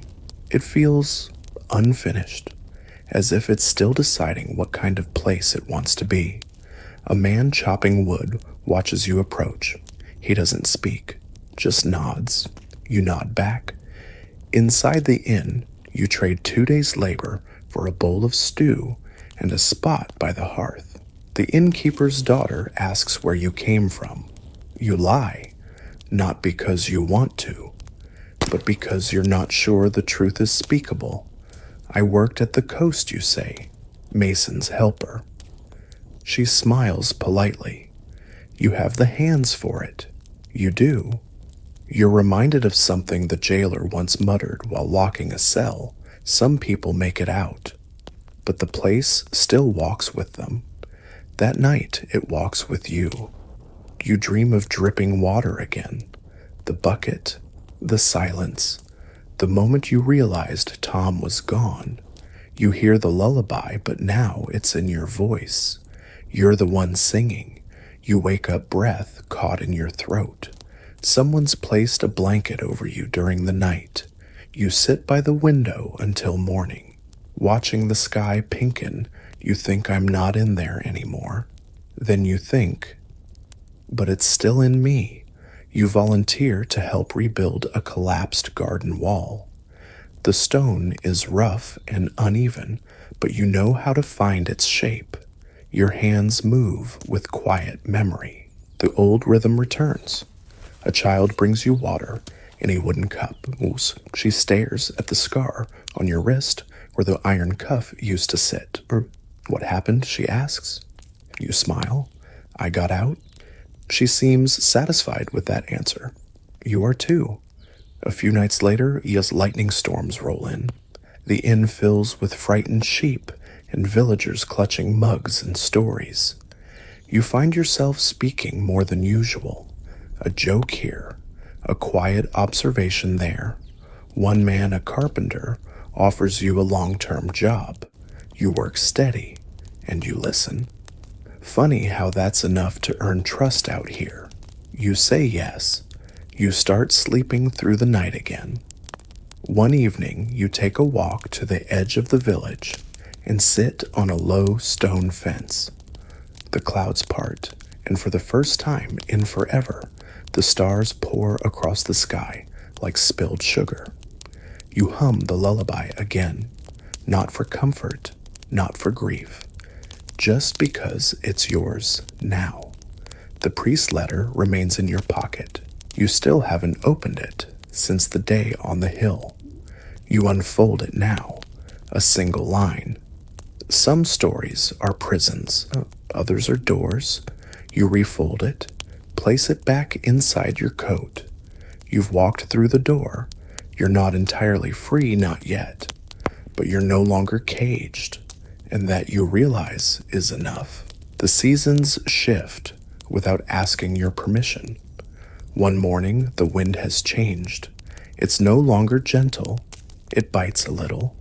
The trees once green wear yellow and rust like old nobles showing off worn-out finery. Leaves skitter across the village square like whispers curling under boots catching in wagon wheels. You feel it in your bones. Not age, just the strange awareness that time moves differently now. Out here, it marches.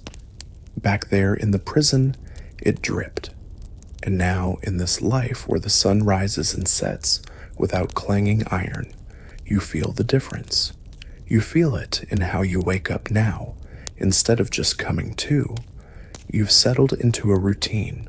Work at the carpenter's shed during the day, mending wheels, cutting beams, building fences for a world that never knew you were gone.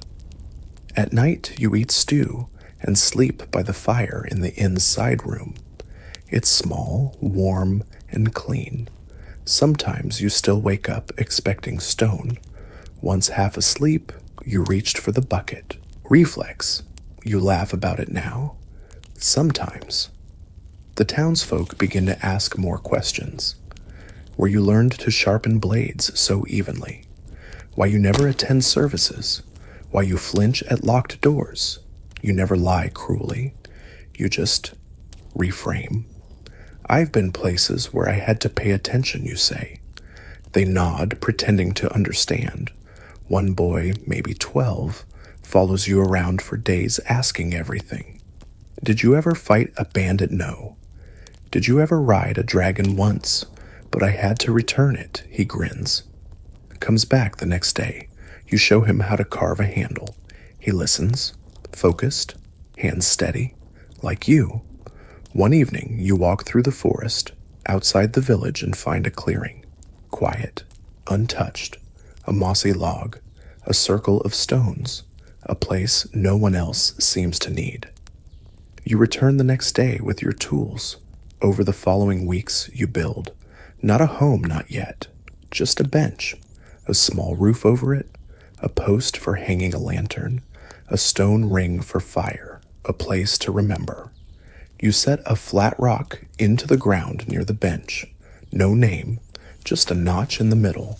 One for Luca, one for Tom, one for the lullaby singer, one for Gregory, who probably made it out in his own rat hero tale. Sometimes you sit there and talk aloud. Not prayers, not even confessions, just stories. You tell the wind how it felt to see the sky again. You tell the stars about that first bowl of clean water. You tell the trees that you still don't know if Molly was real. You talk until the past feels like someone else's dream, and the present feels sturdy enough to walk on. Historians still argue whether survivors of medieval prisons truly reintegrated. Most records stop once they were released, as if their story ended the moment the door opened. You know that's not true.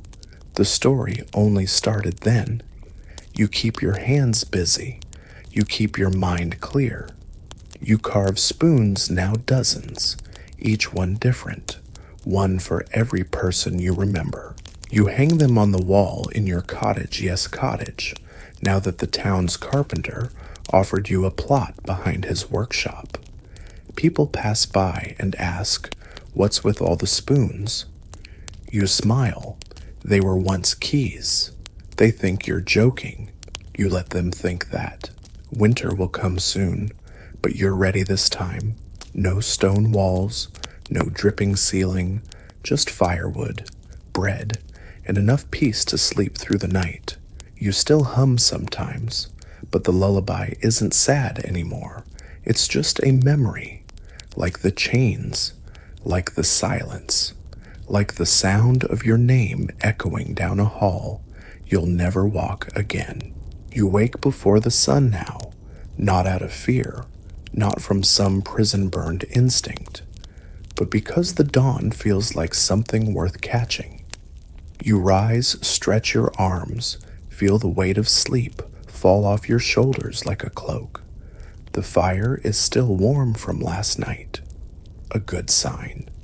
Your skills with kindling have improved. Tom would have mocked your early attempts and then quietly fixed them when you weren't looking. Outside, the frost clings to the grass like lace, delicate, temporary. You run your fingers through it as you step toward the bench you built in the clearing. The notched stone still stands, the moss now curling around its base like a sleepy cat. You sit, listen, nothing. No keys jangling, no buckets sloshing, no groans or drips or coughs, just the hush of morning, birds waiting their turn. You whisper, "Another day. It's enough." You spend the morning in the village fixing a wagon wheel. A merchant thanks you with a fresh apple. You eat it slowly, the crunch louder than you expect. A woman passes, eyes your cottage, then your spoons. You're the one who makes those. You nod. She picks one up, runs a thumb along the smooth bowl. "They're strange," she says. "They're stories," you reply. She doesn't ask more, just leaves a coin and walks away. You pocket it. You've learned not to question kindness when it's quiet. At midday, you visit the chapel, not for prayer habit maybe. You don't kneel, just stand at the back watching light spill through cracked, stained glass. You think about the priest from the prison, the one who tried to remind you that hope wasn't illegal. You wonder where he is now, if he's still writing letters for ghosts, or if he remembers the one he slipped into your satchel, the one that whispered, "Some stories are prisons, others are doors." You whisper it again now, like a charm. On the way back, the blacksmith's boy calls out, wants help lifting a beam. You agree. Your arms ache, but in the best way. Muscle from work, not survival. Afterward, you catch your reflection in a rain barrel. You pause. Not because you look particularly good. Frankly, you still resemble a man who's met too many walls. But because for the first time you recognize the face. It's you, not the one who entered the dungeon, not the one who counted drips in the dark. This version is something else. Calloused hands, a new scar, eyes that have seen beyond the stone, still a little hollow, but filling day by day. That night, as the village gathers to share stories around the fire, someone nudges you. "Ever been locked up?" they ask, grinning, as someone tells a tale of an outlaw escaping the Duke's jail in nothing but underpants and prayer. You hesitate. Then you say, "Once, long ago." The circle laughs at the punchline of the story. You chuckle too, but only you know what it really means to escape. You excuse yourself early and walk to your clearing. The wind is cool, the stars soft and blinking like lullabies. You sit, breathe, and for no reason, you start to carve again this time, not a spoon. Something new. You don't know what it'll be yet. A figurine, a symbol, a shape you haven't named. Doesn't matter. The wood knows your hands now. And your hands remember how to make not just survive. There's a new boy in the village. Thin, skittish, always looking over his shoulder like he expects the sky to fall. You see it instantly. The shuffle in his gait. The way he flinches at sudden laughter. The way he waits too long before accepting kindness, like it might come with shackles attached. You recognize him, not personally, but spiritually. You were him, once. So you keep your distance at first. No sudden movements, no pity, just quiet acknowledgement. On the third day, he shows up near your clearing, watching, not speaking. You're carving a handle for the smith's new chisel. You don't look up. Nice morning, you say. He nods, sits on the ground a safe few feet away. Silence. You offer a piece of bread. He doesn't move. You leave it on a stump beside him and keep carving. The next day, he returns. The bread is gone. Progress? By the end of the week, he's talking, not much, just pieces. His name is Alder.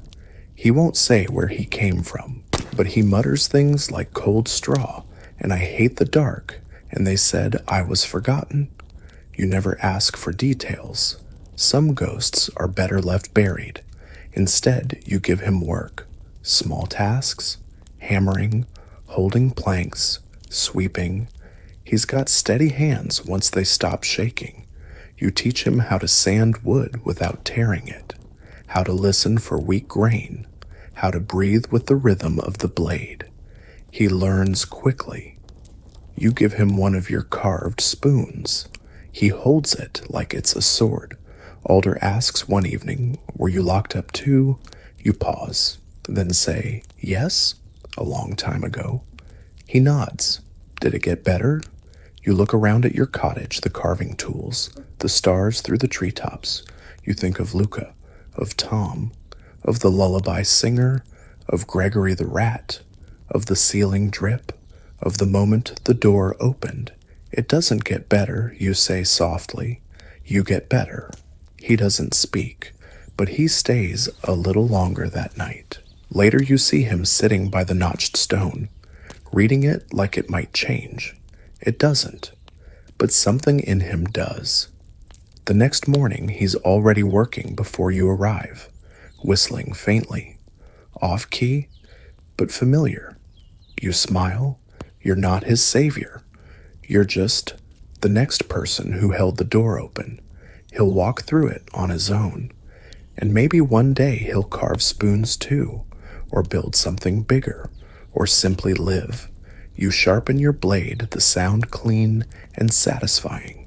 Another day begins, and for once it feels like continuation, not survival. The frost lingers longer now. Mornings are quiet in a different way, less dew, more hush. Smoke drifts upward from chimneys as villagers warm their homes.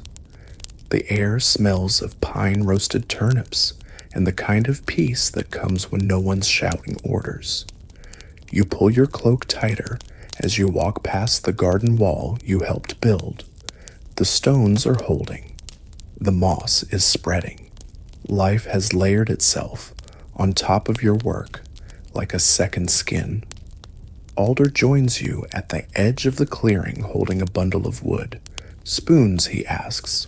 You shake your head. "Something else today." He helps you set up. Together you begin shaping a long board into something smooth, functional. Maybe a bench, maybe a frame. You're not sure yet. Sometimes the wood tells you what it wants. He hums softly, the same lullaby. You don't correct him. Instead, you match the rhythm. You're both part of the song now. Later, as the sun dips and the air turns sharp, the two of you sit by the fire. A new spoon hangs on the wall, a small one carved by Alder, a little lopsided, but he grins every time he sees it. Outside, the stars blink awake. You watch them without counting.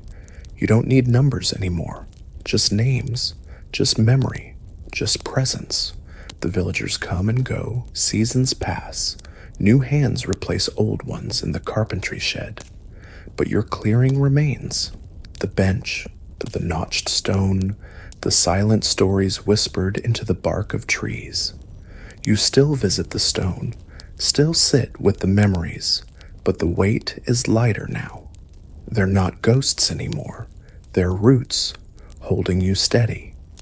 Historians still argue whether those released from prison in the Middle Ages truly found peace, whether their scars ever softened, whether society forgave them, or if they simply vanished into new names and harder lives. You know the truth. Peace isn't found. It's built. One quiet morning at a time. You rise, stir the fire, and prepare a warm drink. Alder stumbles in yawning like a cat. You toss him a blanket.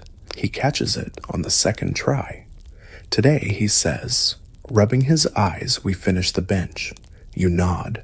The sky outside is already glowing. So much brightness for a world that once sealed you in shadow. You step outside, take one last breath of cold air, and smile. You survived. You rebuilt. You remembered. Now you live. Final 300 words. The wind rustles softly now, brushing through the grass in slow, gentle waves. The fire burns low, just enough glow to see by not enough to cast long shadows. You sit still, your breath slow, your hands quiet. The world outside your door is no longer a threat. It's just the world, bigger than you, quieter than you, and somehow kind enough to let you stay. You close your eyes. You hear nothing but the slow rhythm of night, the gentle groan of timber, the distant hoot of an owl, maybe even the soft scurry of something small in the leaves. You smile. It's not a rat this time, probably. The stars blink above each one steady in its place. You don't need to name them. You don't need to count them. They're just there, witnesses to your beginning, your breaking, and your becoming. You've walked far, and you've earned rest. So let the quiet take you now. Let the air slow. Let the thoughts drift. Let the stillness settle over your shoulders like a soft, familiar blanket. You're safe, you're free, and you're home. Sleep well, traveler. You made it. Word count 324.